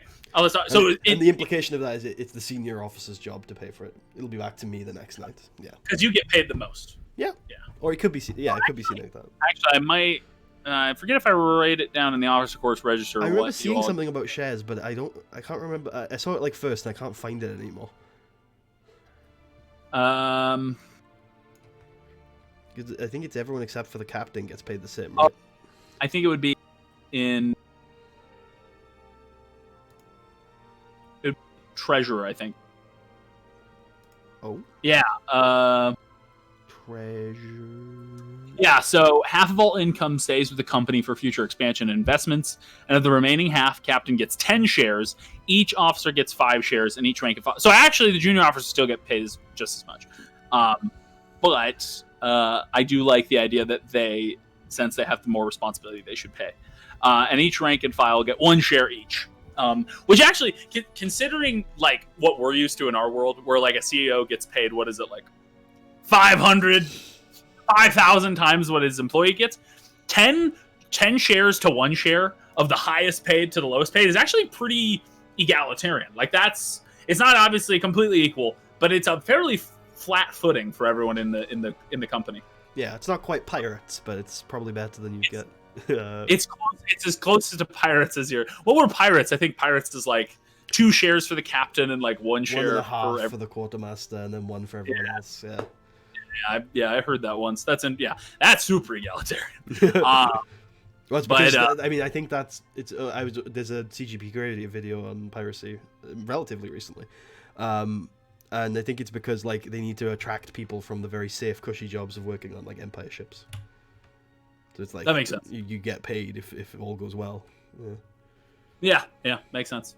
And I also think it probably has a lot to do with like we're all like, I mean, I'd imagine it's like we're all just thieves and cutthroats. Like, why should one of us get paid 10 times more than the other? You know, we're all just scallywags. Anyway, but yeah. So, and I think there's probably also that kind of feeling in Tarra's Fist. Like, why should one of us get paid 100 times more than the rest? But anyway. When do you get paid your share? And also, if we're in the black, do we get paid anything? yeah, you get nothing if you're paid in the black. I think. Or in the red, I guess. Black would be positive. Sorry, red would be negative. Yeah, I think you probably get paid bare minimum. You get paid a little bit to keep up, right? Like it doesn't say this in the treasurer thing, but there's probably some bare minimum payment that you get if there's no profit coming in. Mm-hmm. And also it says like new hires need to get a 25 gold consignment, so that happens no matter what. But you probably paid you lost your consignment long ago to other things, but probably. Lost it. I just spent it on. Spent it, not lost. I don't mean yeah. You went to the gambling halls. No, anyway. But so Renault says. Well, just real quick, when do you get paid when do we get paid the share? Oh, I would think once a quarter. Once a quarter. Gotcha. Yeah. And so, and I think also it's one of those things where it's like if you literally had no money, you could probably go to the treasurer and request a special kind of payment scheme. You could say like, oh, I need to get paid once a month or else I won't make rent or something like that. But if it's normally once a quarter. But anyway, so you, So Renault says to everyone that he's happy paying, and Alessandro begins to buy a round of he will buy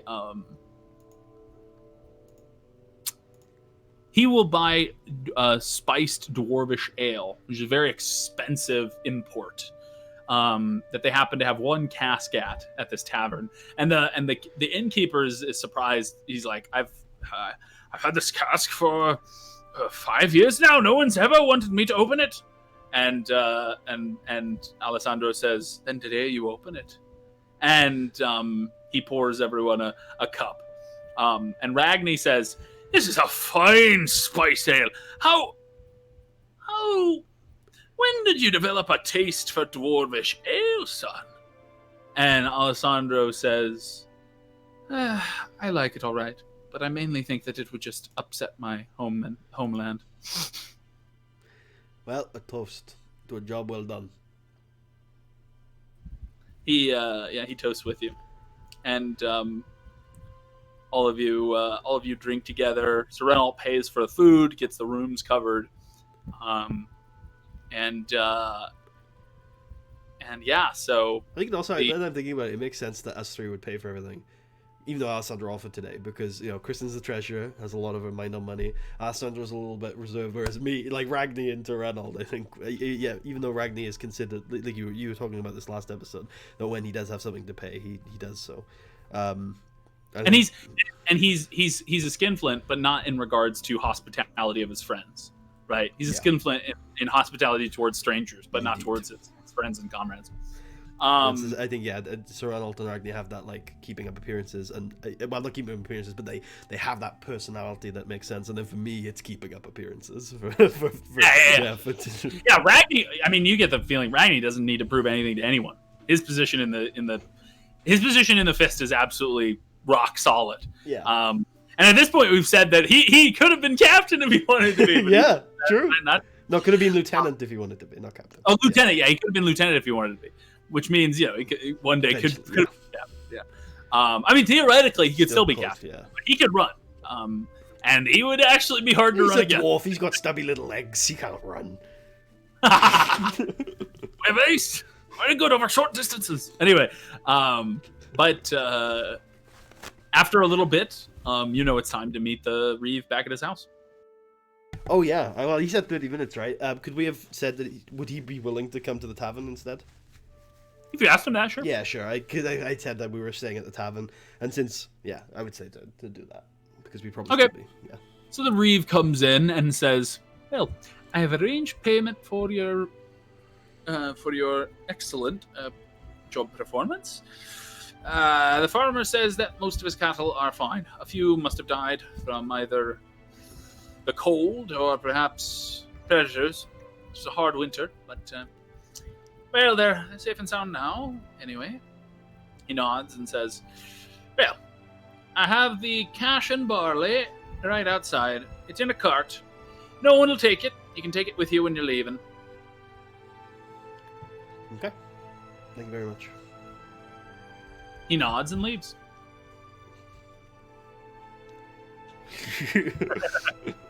Yeah, you continue to drink heartily of your goblet. And, drink little and eat much.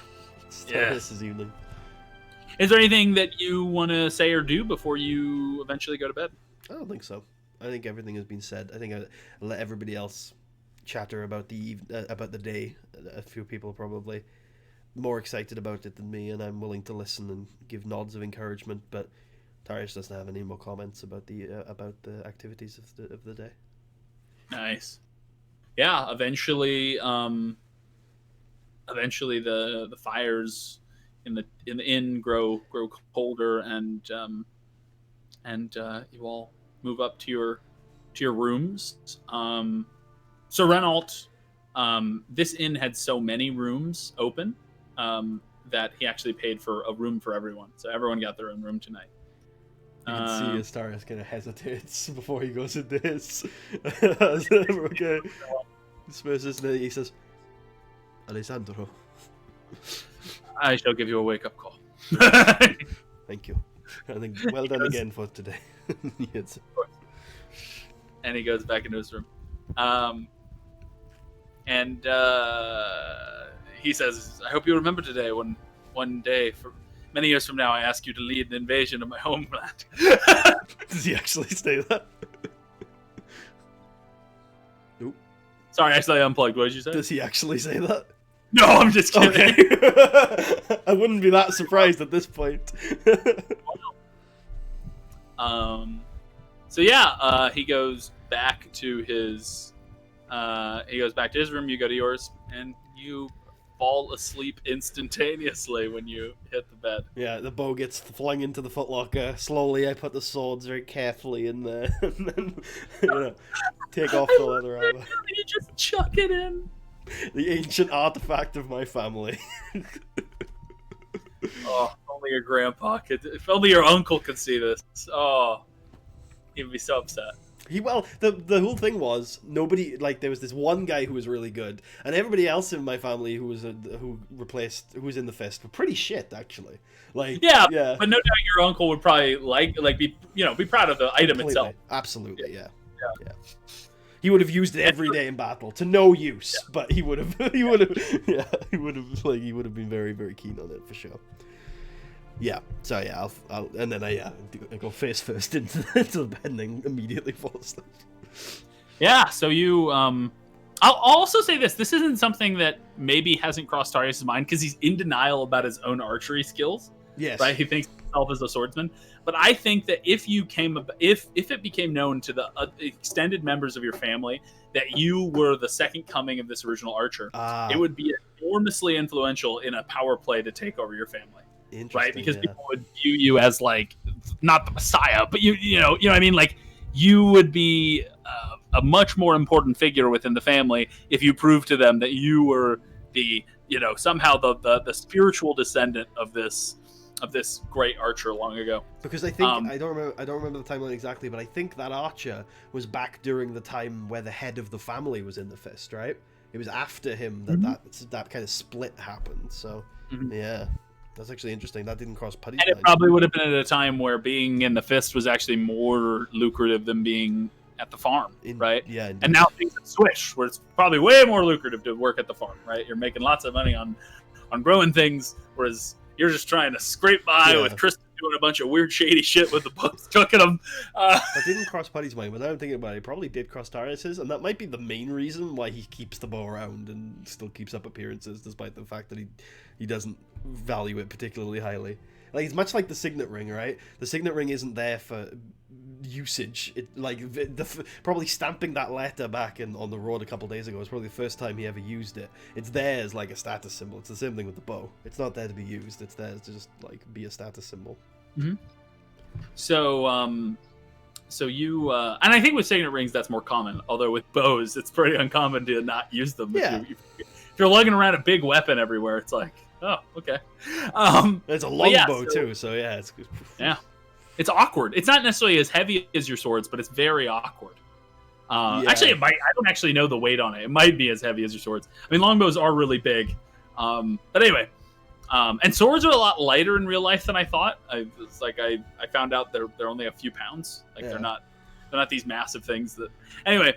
But so you head to sleep. And you find yourself waking up to Alessandro's gentle touch, to the gentle touch Phillips of Alessandro, and he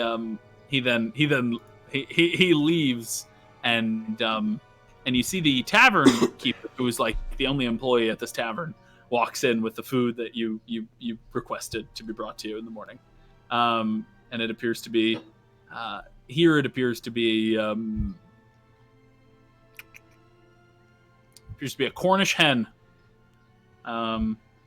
With what is a Cornish hen? Cornish hen is a little hen. Like a hen one person can eat all of themselves. Like, as in the animal hen? Yeah. Okay. Like a chicken. Yeah. Okay. Cool. It's like this big. Oh, nice. Yeah. So it's a Cornish hen and probably like some stuff on the side, some bread or something like that. You eat it, and it's not as filling as the soup. I think the soup was even more filling than this, because I mean a big bowl of soup can definitely fill you up. But this was good too. Yeah. Salt and bread and yeah. But there's some bread with this, which definitely helps with the filling factor. It's always good to get some bread in there to sop things up.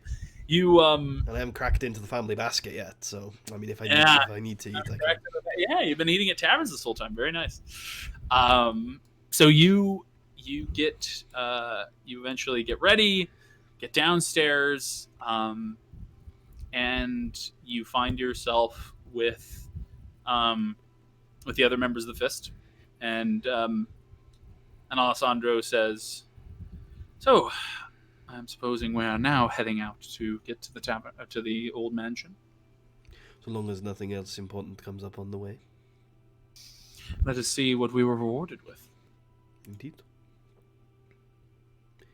And yeah, I'll head out. Okay, so you find outside the tavern, on a cart, it appears to be there appears to be a bag of money, which when you open it is a big bag of copper pieces that they have assembled together. So it appears to be 5,000 copper pieces. Okay. 50 gold, right? Yep. which is pretty good haul. And in addition, you see you see what appears to be, God, it looks like a lot of barley. And Kristen begins to measure it, and she says, "If I were to guess, I'd say this is about a half a ton of barley." See, that's a lot, right? It's a lot, yeah. Yeah. Nice. You get to be, all this place does is produce barley, so they probably have a lot to get, True. a lot to pay with. Well, this very much seems reasonable. We will leave this all in the cart. We will take the cart with us, and when we get back to Castle Gormland, if our rank and file is still there, we will have him take it back to Moordrake. Oh, the poor boy. Perhaps you can go with him, Ragni. Oh! Perhaps we can hire a courier or two for the journey. Maybe they're heading in that direction anyway. These are issues for another day. So yeah, the cart, by the way, doesn't come with horses, so you'll need to hitch up two of yours to it. Yeah. Cool. Yeah. Who's do you hook up to the cart? Renault and Alessandro's. Cool. So you have Renault and Alessandro hooked up to it. Are they in the back or the front of the strip? That's a good question, actually, because I instinctively thought the front or the middle. Oh no! I'm in the middle.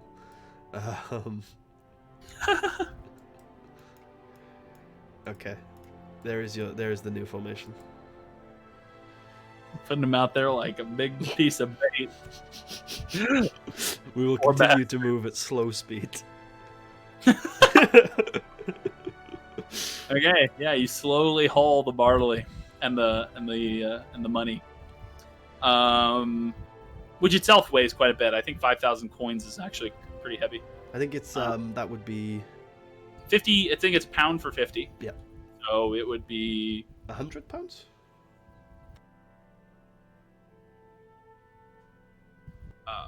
Yeah. Yeah, that's a lot. Yeah. But it is 5,000 coins. Yeah, so it makes sense. Yeah.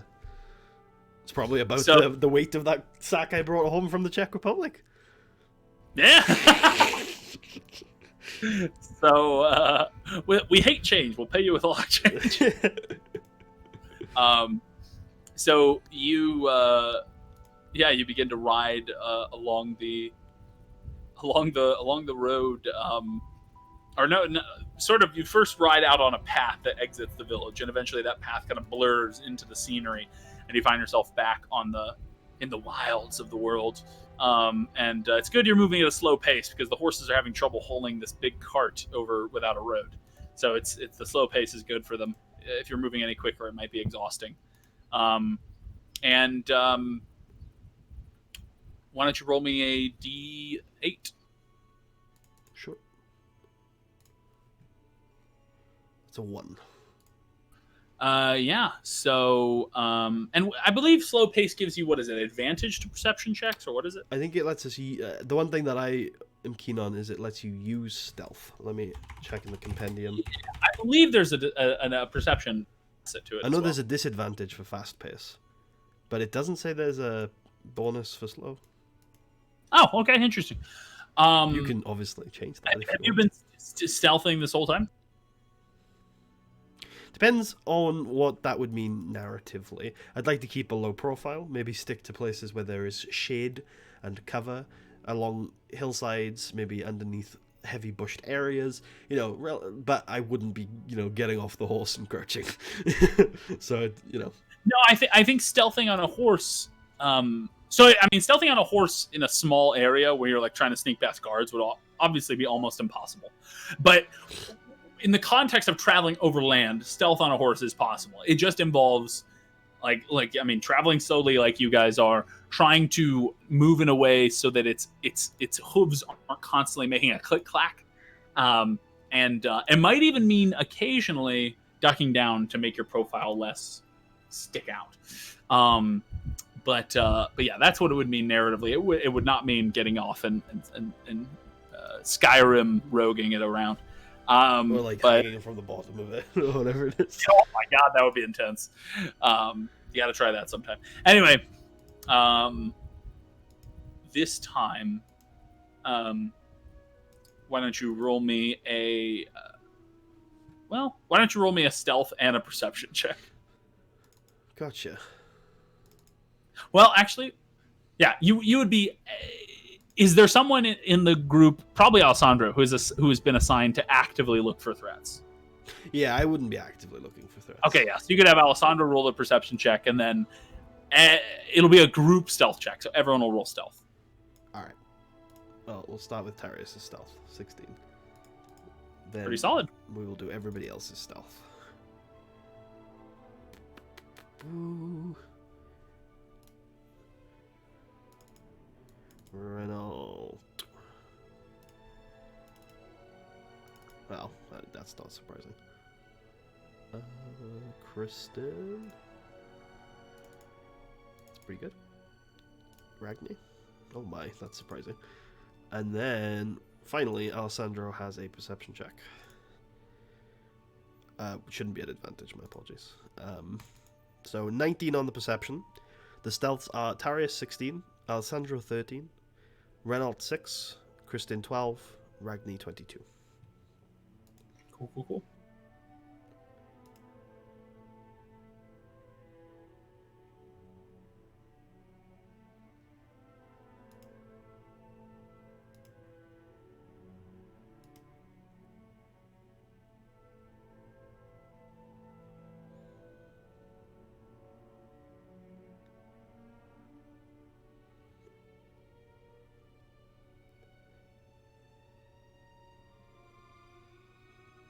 Okay, cool. And yeah, it was a 19 on the perception from Alessandro? Correct.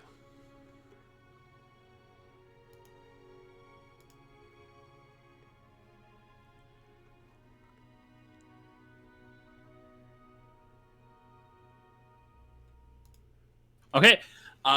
So this is an interesting situation.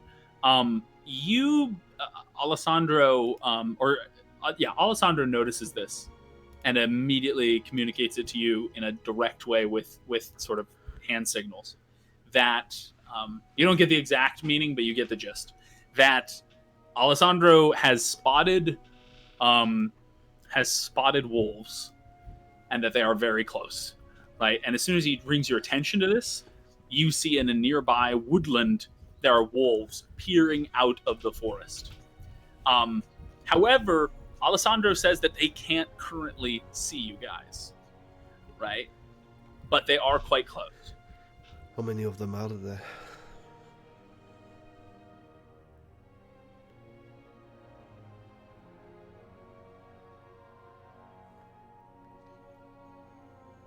Six.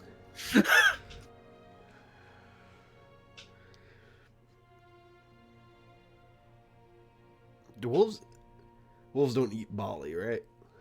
No. Okay, they have to meat. I mean not Not commonly. they I was actually told today that they can eat I don't know about barley. They can eat things like berries when they need to, like as a supplement, but their main food source is meat. Okay, describe to me again the circumstances. Where are the wolves? How far away are they from me? Oh, they're probably 20. Or I'll speak in feet. I was about to speak in yards again. They're probably about 60 feet away from you, and they're just in the woodland to your, near you, which you have been using as cover. Yes. But you now realize it has become a wolf den. But they haven't noticed you. I actually was really hoping that they were going to roll well on their stealth, because then the two of you would have passed like ships in the night. Just no, because you out stealth their perception. But yeah, so they're probably about 60 feet from you. This is where we should have hunted, so we had some meat. Should have killed one of those fucking cows. 6 is too many. But the stealth's gonna be hard. Need to figure out a way of doing it. Rather than just like hoping Because you can't go sprinting across the plains, because they'll just chase after the horses.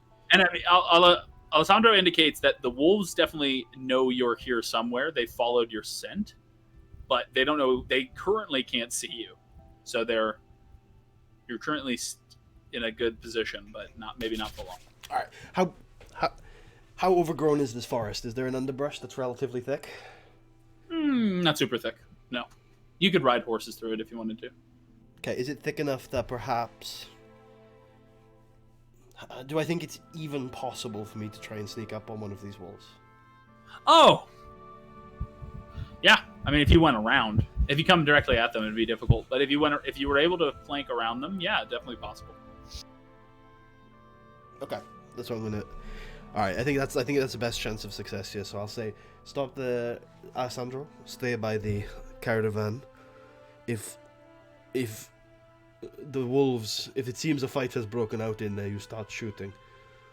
But otherwise, just protect everybody and do things sensibly. And I will get off the horse. I'll take out the swords, and I will try to go around and stay in the underbrush and get close enough to a wolf and try and wait so it's a little bit away from the rest of them, and try and get close enough that I was in reach of it. Okay, I like it. Sneaky, like a wolf. So, why? I like this. Why don't you roll me? We're gonna do a direct opposed stealth to this wolf's perception. The one that you're sneaking up on. Okay, he's actively looking. Yeah. He's actively looking for something, not necessarily you, but. It's not obscurement. What's the mechanic about cover in stealth? Yeah, I mean, well, there is. You have to be. It's not showing up on the compendium. You have to be obscure. You have to be obscured by something. So basically, dim light is considered light obscurement, and then complete darkness is considered, or complete cover is considered total obscurement. In this case, you would be lightly obscured. Yeah. Let me look real quick. It's not coming up in the compendium. I'm just trying to find it in the player's handbook. Because I think there might be bonuses as well, but maybe I'm thinking of Star Wars because I know. Yeah.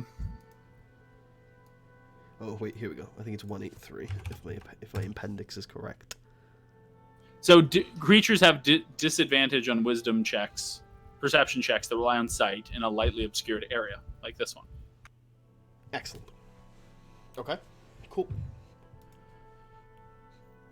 Right, so sorry, I was very tunnel visioned there. Did you want me to make the stealth roll?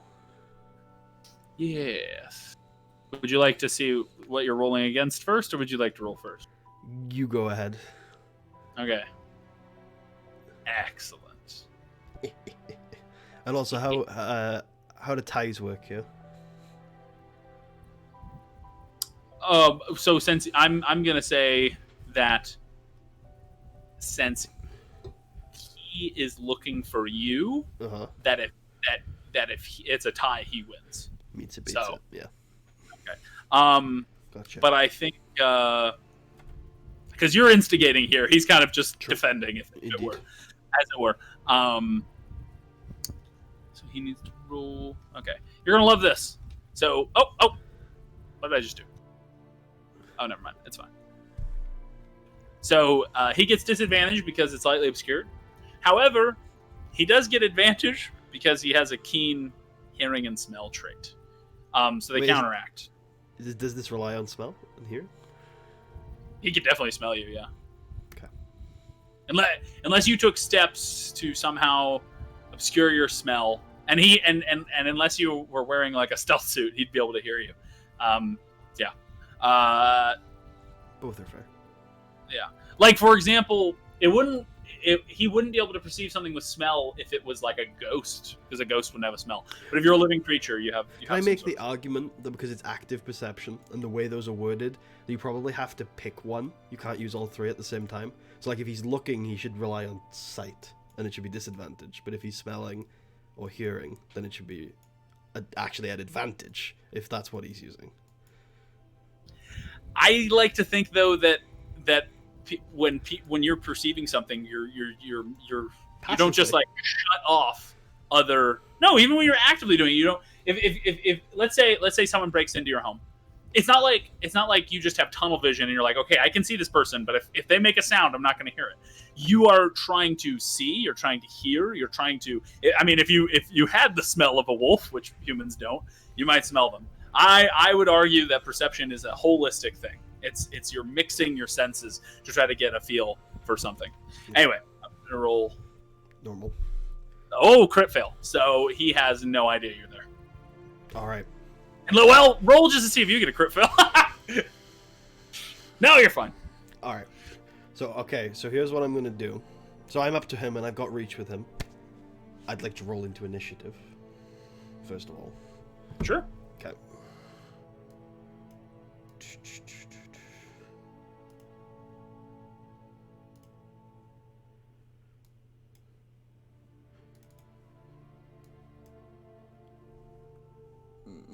I don't like the way this is.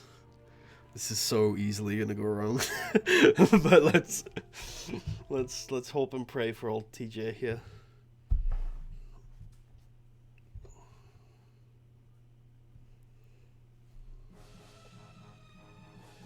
Is that Tales? What? Is that from a Tales game? No. Okay. This is from Pillars, I think. The intro was very Talesy. Yeah? Very Talesy? Very Talesy. Is this from Tails, the Sonic character? Known musician, formerly known as Tails.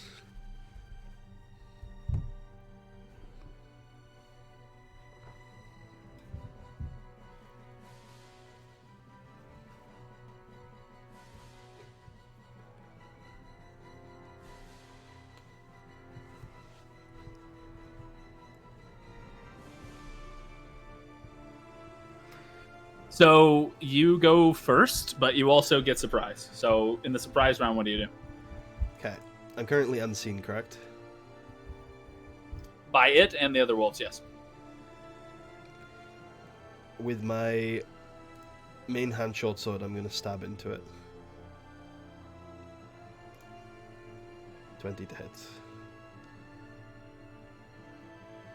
Well, I assume that hits. 7. It does. 7 damage. And as I stab into it, I'm going to try and move my hand up to its jaw with the other short sword. That's a dangerous place to put a hand. Actually, I'm gonna, instead of that, because I have 2 short swords in my hand, this is all happening like within 6 seconds. So what I'm actually going to do is I'm just going to make both attack rolls. So I will come up with the main hand and try to slice through its jaw, and then with the offhand I'm trying to stab into its body, and I'll make that offhand roll. 15, because it's not advanced, it's normal. So yeah, so that's 12 damage total, and the main hand is trying to come through its jaw and pull it towards me and into the bush. Okay, yeah. You do so. You kill this thing. You slice into it, and I'm gonna have you make, because I'm trying to think of what this would be. Yeah. I'm gonna have you make an animal handling check to see if you can kill it in a way. I'd let you choose animal handling or nature. I don't really care which. I think it'll probably be the same for you unless you have a proficiency one. But animal handling or nature to try to kill this in a way that it doesn't make a sound, right? That it doesn't yip or make a before you pull it into the bush. 11. It does. It goes. And I'm gonna say that you're gonna need to. Well, we'll just keep the stealth roll that you made before, which is 20. So yep. And we're gonna say that the other wolves are going to. I'm gonna have one of them roll perception to see if they notice. Okay.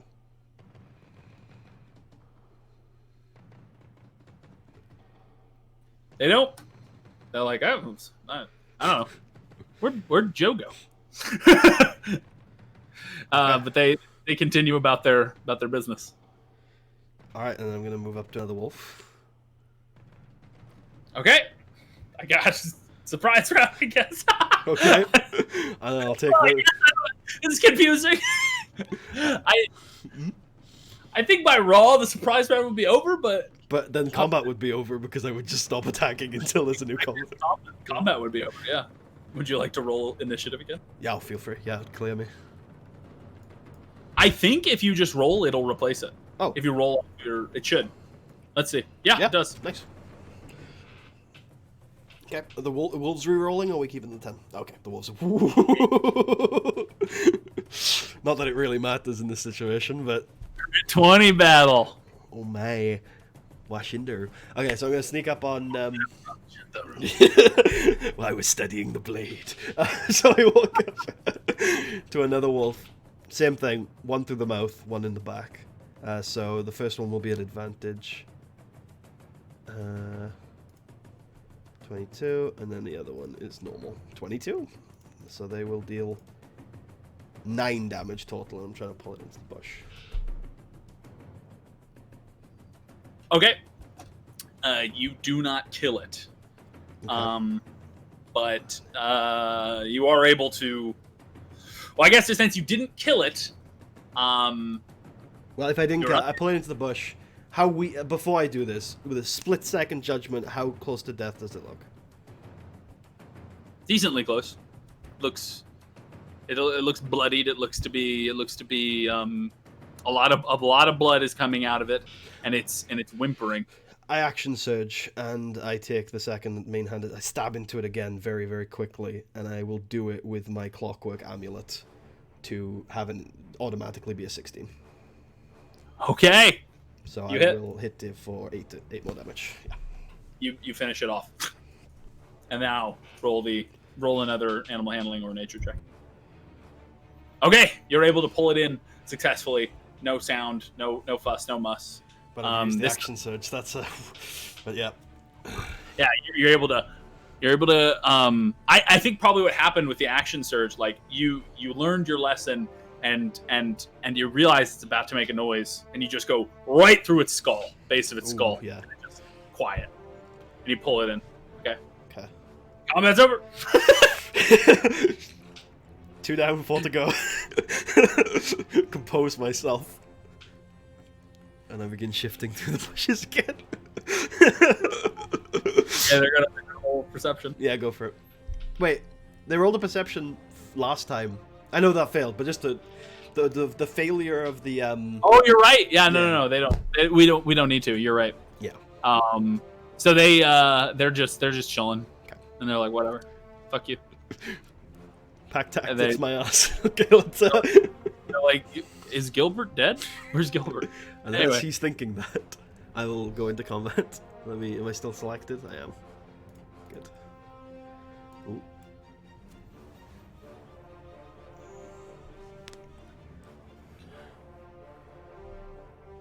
This could be very stupid. Yeah, surprise rounds where they beat you in initiative. I never know how to GM those, so good luck, have fun. So what's happening on that turn? So you have the surprise round, you go first. Well, they go first technically.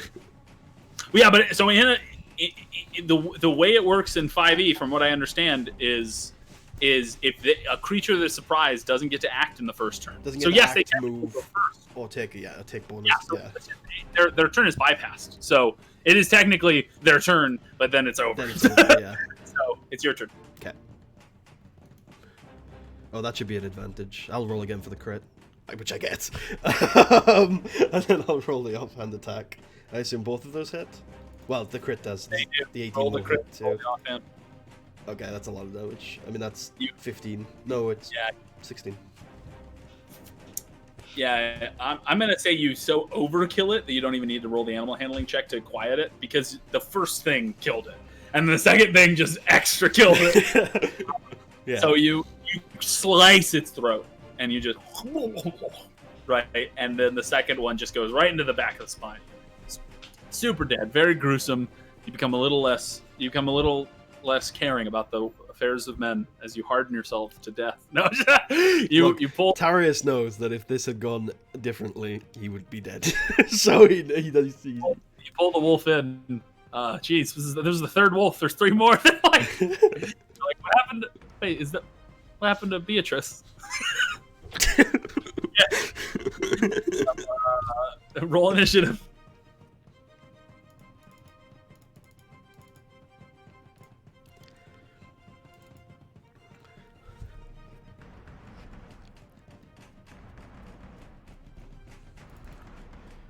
God damn these wolves.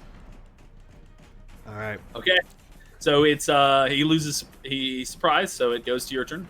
Yep, I'm just gonna add a resource real quick for Clockwork Amulet so I know when I've used it.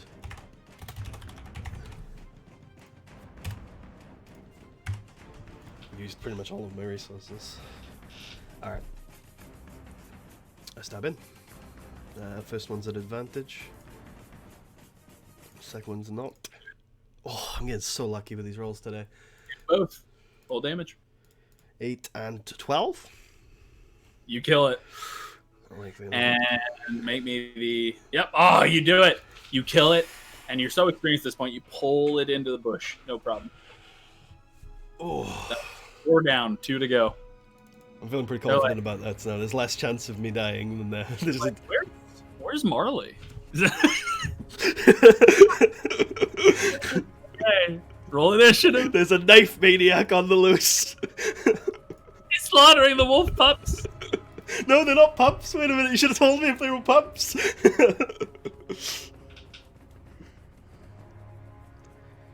Okay, so if everything goes wrong on this combat, at least I'll have 2 turns before they do. Yep. Ring-a-ding-ding, baby. That should have been an advantage. I'll roll again just in case I get a crit. God! That's why you always roll twice, even if you hit. Will 12 hit?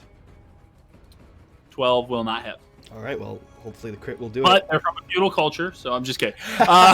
7 damage. You do not kill it. Alright, I ain't got nothing else. But it was surprised, so its first turn is nothing. And now it's your turn again. Yeah, but now I assume both of them are aware of my presence. Oh yeah, they know. This one immediately howls out in pain, and the other one goes ah, and they both look at you. Those were places. How damaged is it? It looks bloodied. It looks to be has fur torn off and blood seeping from it. Would you have me I'm still in the bushes. Would you have me move before I can take the hide action? Or would it be enough just to take the hide action, as in, like, trying to move to the bushes, but not leave myself open to an opportunity attack?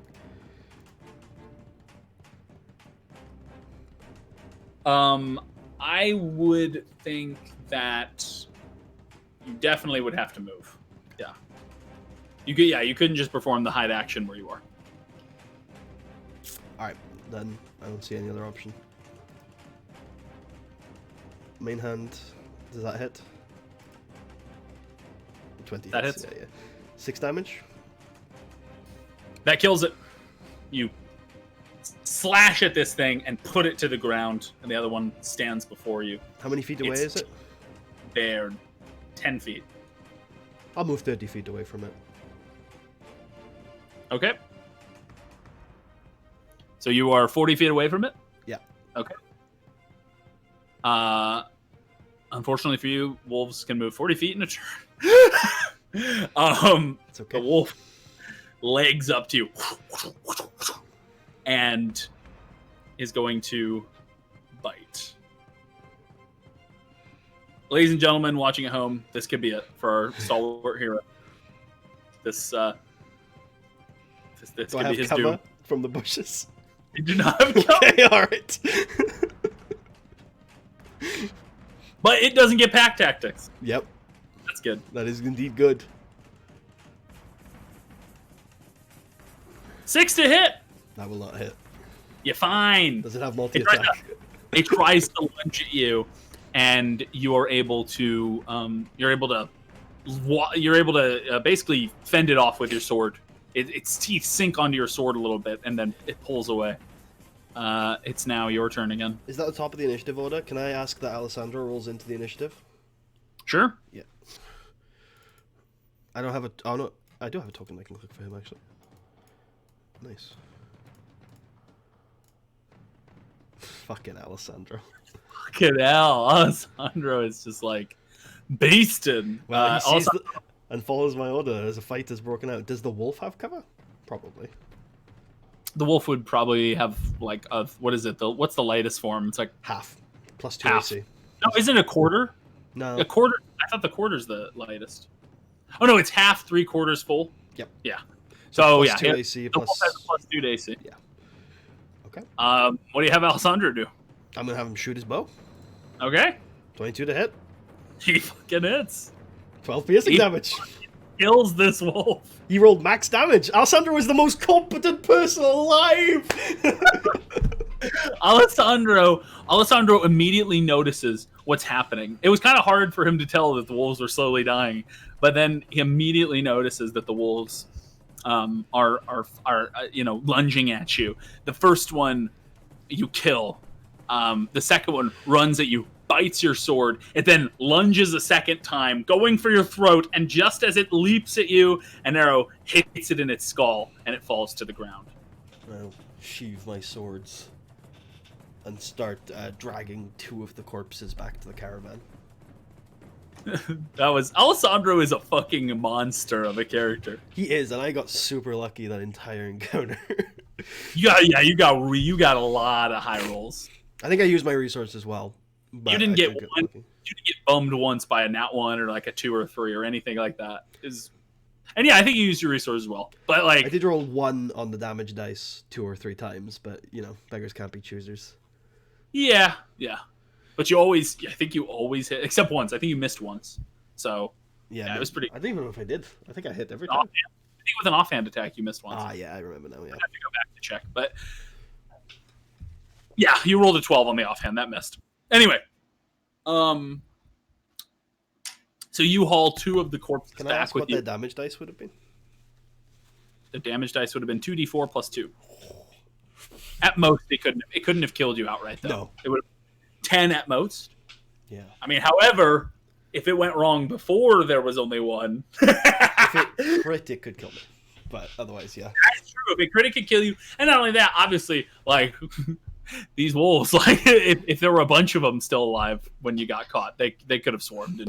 That's why it got a lot more dangerous, because I always had the action surge hide in the back of my pocket until I felt like I had to use it when I did. But that was fun. All right. Yeah, I dragged they might have downed you and torn you to shreds before your party even knew what was happening. If you got unlucky, so that could have been bad. I was very aware of, so I was trying to be very very cautious. But yeah. Yep. I'm glad I got And to in do the it. wolf, yeah. I'm glad I got to do it. With Uncon, most people would use the bow, but I think this character wouldn't. It also definitely would have made sense for the wolves to kill you right then and there, because from the wolves' perspective, they're looking for a meal. Yeah. They know it's somewhere, but they can't see it. And then the meal walks into their camp, so they're just gonna be like, ah. Then again, though, I might have tried, and I might in the future try to make the argument that I don't look appetizing to an animal, because I'm all bones. Hungry enough. Wolves like bones. True. They try chewing on my rib cage before I'm dead. I'm like, ah. That's terrible. That's horrific. It is horrific. 6 wolves. Oof, that was the max roll too. I'm relatively proud of that. That was all right. Yeah. Scared. Never have I been so scared of an encounter full of wolves at level 2. But hey. Yeah. I mean, wolves. Hey, wolves are scary. I mean, especially the way you handled it. Rough. I think if you sent your companions in on the front line and you were using the bow, but once again, that's not how Tarius rolls. So you gotta. It's so funny. Yeah, but you come back victorious. You probably. I'm guessing you took the 2 biggest wolves. I take the one that Alessandro got, and then the biggest one. Cool. Yeah, you haul them back. The arrow's still in its head. Both of them still warm. I give the arrow back to Alessandro and give him an approving nod and say, "Not much meat, but some, and hide. Might as well." He nods. Yeah. Yeah, he nods and says, "I can prepare them if you wish in the cart." Go ahead. But more importantly, we have cleared the path. I was a bit worried there for a second. 6 wolves in this locale, this area. Well, I suppose. I look towards Bragny and Sir Reynold. I suppose there were safer options, but still, didn't want the horses getting endangered. Ragni says, "Guessing these were the wolves that attacked the herd that we were told about." There's a good possibility. We're in the same region. It's a good shot. You're actually almost in the exact same area that you originally found the herd, because you traveled, this far out and then back and then this far out again. So you're in you're probably only a couple miles away from where you found that herd. So yeah, it's very, very likely or very possible, unless there's lots of wolves, in which case be careful. Yeah, I mean 6 is quite a hefty number too, right? So yeah. There's a good chance. It's a full pack. There's a good chance this will make farming safer in the region for a little bit until they, migrate from elsewhere. No, yeah. So you made an example of these wolves. You crucified them before. No, anyway. I nailed them to a tree with the arrow. That's dark. But yeah, so Alessandro gets in the back of the cart with the space that's left. Most of it's filled with barley, but in the space that's left, he's jutting these wolves and throwing the parts of them he doesn't want onto the road. And he begins to, you see that he pulls the skin from them like you pull the stock off a foot, just actually there was a guy I used to watch who did hunting and things like that, and he was like, that's how he described what it's like to skin an animal. It's like pulling a sock off a foot.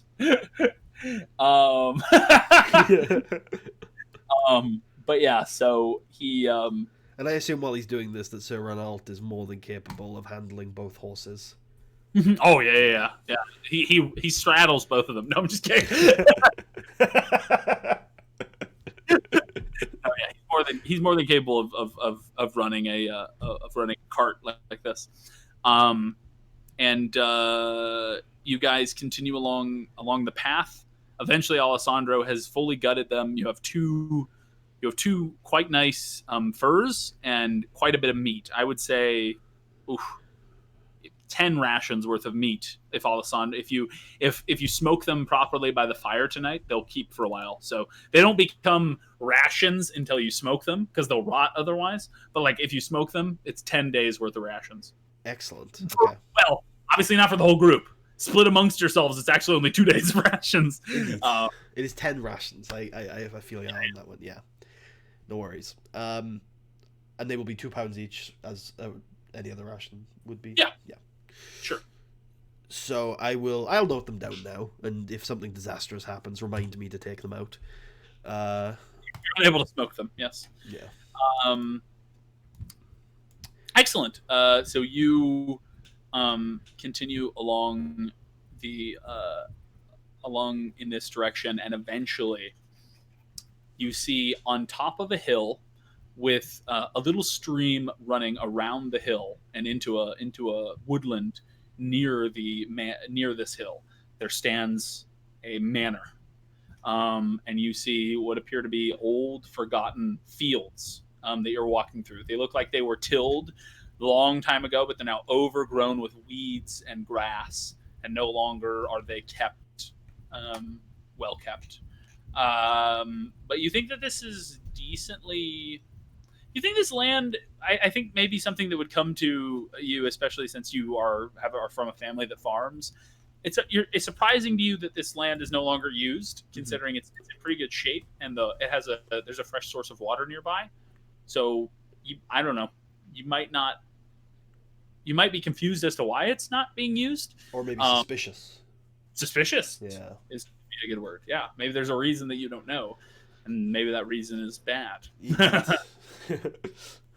And as you approach, I think we're going to end this session here. Seems like a good place. Yeah, cool. Had fun. Yeah. So yeah, next time, always distracted by something. Next time we're going to go into the next time we're going to go into the building.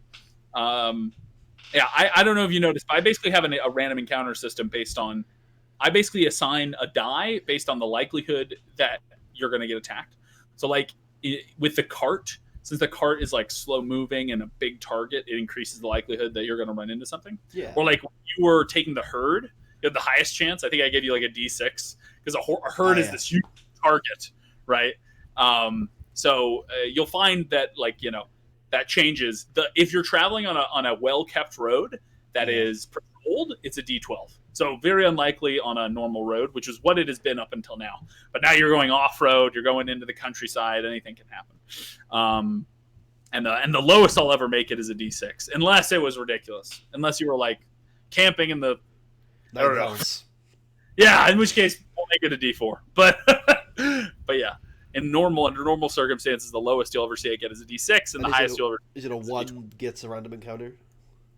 So a 1 gets a dangerous encounter. A 12 gets a good encounter. Or a 6 or a 8, whatever the yeah. The highest gets a good encounter. The lowest gets a bad one. The second to highest will often I'll just give like an encounter of some sort, and then the second to lowest will often give you the chance that you just barely missed an encounter. Yeah. So like the first time you ran into wolves, you rolled I think a 2, and so that's the reason you almost ran into the wolves, but you didn't. Yeah. There's no real way of avoiding them. I had to deal with them in some way. Yeah. Yeah. And then like the first time I've done this with parties before where they've camped in a room in a dungeon, and like I've described that there's something clawing at the door, but then it goes away. So yeah, that's sort of and what you'll find is sometimes parties will decide, hey, we want to fight something, so they'll fight the fucking thing, even though they don't have to. But they, it's up to them. What's interesting about that is it makes it more likely to run into good encounters with the smaller dices as well. Yeah, I noticed that a while ago.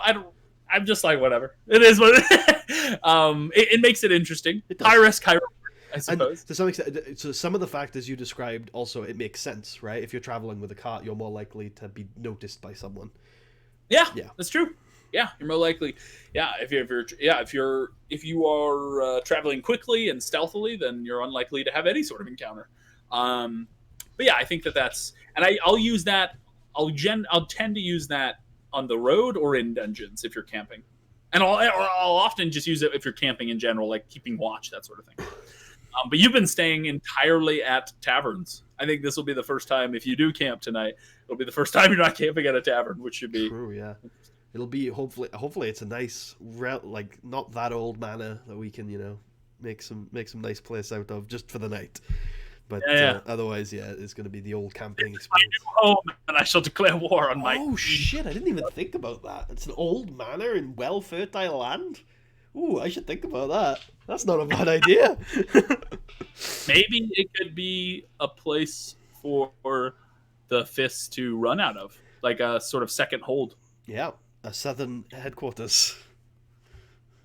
And it'd be a way to make sure the fists are well supplied. Maybe this is where the brewery is. Maybe this is where you build the brewery. Oh man, and it'd be a good tourist destination. And we're already on the Salt River. This is our expansion to the White River. Yeah, it's not. You're not on the White River, but it's near here. But we're not on the Salt River either. That's true. Yeah. Not on either, but you're near enough. Build a road like we did to Castle Gormland from Moordrake. Yeah, you can build a road, and then maybe a town crops up around this location. Who knows? Call it the Divide because it's between the two, baronies. Oh. I like it. And then your character nukes it. How dare you suggest such a thing? Ragni's like, look, I'm not going to question your decision making here, sir. I know you got to do what you got to do. I only have one question. Where the hell did you get a nuke? It's the medieval times. Tell me.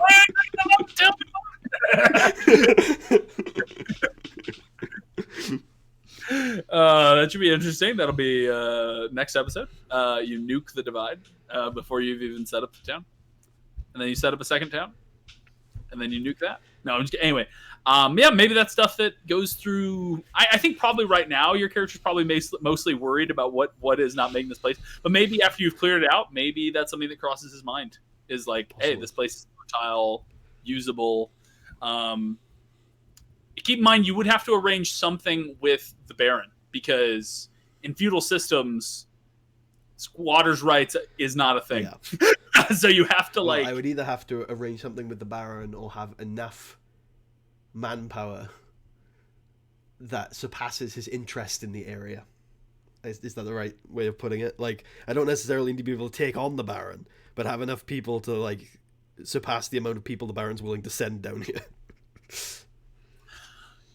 That's one way of thinking about it. Although, if you have a lot of people, that might also make it feel a threat to the Baron. So, like, perhaps it might it's be a that balancing act if I want to go without his blessing. Yeah. Also, there is no Baron at the moment. There's a Regent. There's a Regent, which is actually who I'm referring to. But if you rescue the Baron, then you can always discuss it. Because I doubt you're going to set it up today, right? So I mean, you can always you're like fuck this quest. I'm just going to sit here and start a bomb. Tarius is like I said, he takes things one step at a time, and striking out against the barony is not step 2. But if you met with Peter, you could mention to him, hey, there's a neglected piece of land that I could manage in your name, of course. And we as Tarra's Fist could manage. You know, yeah, we as Tarra's Fist would manage in the name of Moorland, and it could be good for the barony. It could be good for you. It could be good for us. It could be good for everyone. Do you want beer? Do you like beer, sir? It's called McGuinness. Yeah, I like that. Okay, cool. Anything else you want to talk about before we head off? XP. Oh no, you don't get any of that. No, let me just. We traveled south. We herded some cattle. Me and Alessandro bonded a lot, and then I killed 6 wolves. You killed so many children. No, you killed so many wolves. Yeah, I'm gonna say that the cattle is a big thing.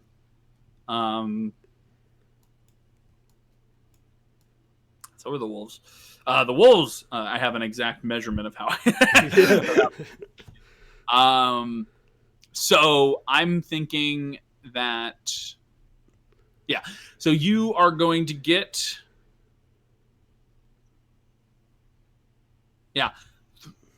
350 XP for today. 350, very, very nice. I will level up. Hey, level 3. Do you want? Is there do you want to wait for a long rest? Do you want to wait for a narrative moment, or should I just level up? I'm not sure. How do you want to do? Are you doing level ups any way differently, or do I just level up when I hit that experience? Oh, just you level up when you rest. I do long rest. Long rest. So wait until next session. Yeah. I mean, you can, if you want, you can modify your character now, and you just have to keep in your mind that it's not there. I know some people don't like doing that. It's up to you. Yeah, I think that would. Well, it depends on. I don't know how likely it is I get into encounter before a long rest. Right? Also, I suppose you could also decide that you want to rest before you. If you want to be meta about it, you can decide. I feel like sleeping before we take on. That does remind me though. Before we got to the mana, it probably would have been more than an hour after the wolves, right? Yeah. Could I have short rested? Sure. Cool. That's. Oh, not if you were riding your horse actively. I don't think. I think that would not be restful enough. What if I rode my horse up to the front, had it reined to Renault's, and then just relaxed on it? So you're just sort of just chilling on it? Yeah. Renault. Yeah. Yeah, sure. I'll take when Alessandro's done. We'll swap so that my horse pulls the cart, and then Renault can take a chill on it. Yeah. You could even chill in the back of the cart if you wanted to. I think I'll stay out of the cart. There's like probably wolf blood in there. There's a good deal of wolf blood on the bottom of the cart. Alessandro seems to find the wolf blood to be like a potpourri of life. You know? And everyone's like, "Oh, this is just what the fuck?" I respect that, but disagree.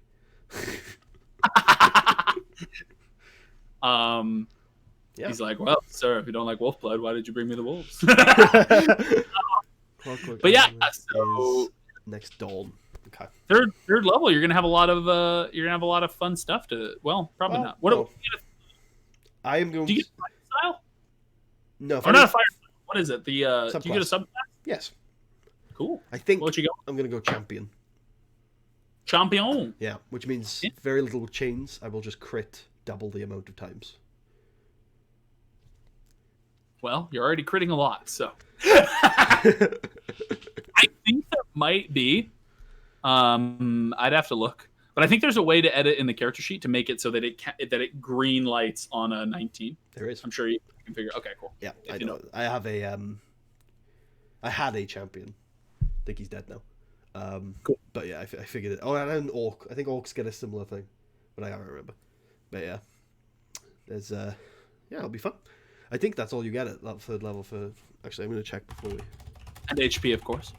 Yes, that likely 1 HP. What can it be? What can it be? It can be upwards of. You have a -5, so it could be anywhere. It could be upwards of 5 HP if you rolled a 10, right? Yeah. Well, not upwards of 5. Up to 5. Yeah, up to 5. Yeah. I mean, that would be a game changer. That would be a game changer. I agree. Where is He's it? still ridiculously vulnerable, but you would not be absurdly vulnerable as you are now. That would definitely be a game changer. I completely agree. Yeah, so at level 3, you score a critical on a 19 or a 20. So I think, yeah, for Tarius, because I was thinking if he had done more combat, if he was more into the bow by level 3, he might go Battle Master. But Tarius isn't that kind of guy. You know what I mean? He's not that. He's pretty dumb, to be honest. He's got some wisdom to him. He's a good leader, but he's not like a tactician or anything like that. And he's much more just like, yeah, do a little bit more damage now. I think that's Tarius's way. Nice, I like it. Yeah, I mean, hey, I think champion is still good. You're gonna get a lot more crits, and Yeah. it's gonna. I think champion is like statistically stronger, but Battlemaster is a little bit more fun to some extent. Battlemaster's way more fun. Yeah, I think you get to actually make decisions, whereas champion doesn't require you to make any You more. literally cannot make decisions based on champion. Yeah. I think champion is probably good for someone who like is really overwhelmed by like rules for D&D if they're playing it for the first time or something like that. Absolutely. But I think fighter can get a little bit can if you don't, it depends, but can get stale because it's probably the simplest class to run. You just kind of yeah, it's all about the customization with fighter because you get the most feats. Yeah, yeah, you're just trying to dice people. But hopefully you you can choose RP feats and stuff like that. You have a lot of feats. Act is great, for example. Act is very memey. Yeah, skilled. Or if feats are disabled, you're just very abilitied. Yeah, if feats are disabled, I change my opinion on fighters a lot. At that point, they are like relatively samey, I'd say. They can become good skill monkeys, I guess, if feats are disabled. But yeah, and I think just in general, they could become like the pinnacle of. I think the idea with fighters, if feats are disabled, is you just bring their strength, dex, and con all to 20, if you can, right? You just max those 3 out, and then you just become kind of a maybe wisdom instead of con, depending. But yeah, for the perception. Well, if anything, I would say then it would be dex instead of con, right? Dex. Sorry, I said dex instead of wisdom instead of dex. But then, I think I would rather con be high and then have wisdom and not dex. Well, I think the perception bonuses and the initiative go hand in hand. I suppose if that's the kind of thing you're going for, but I would find con more important.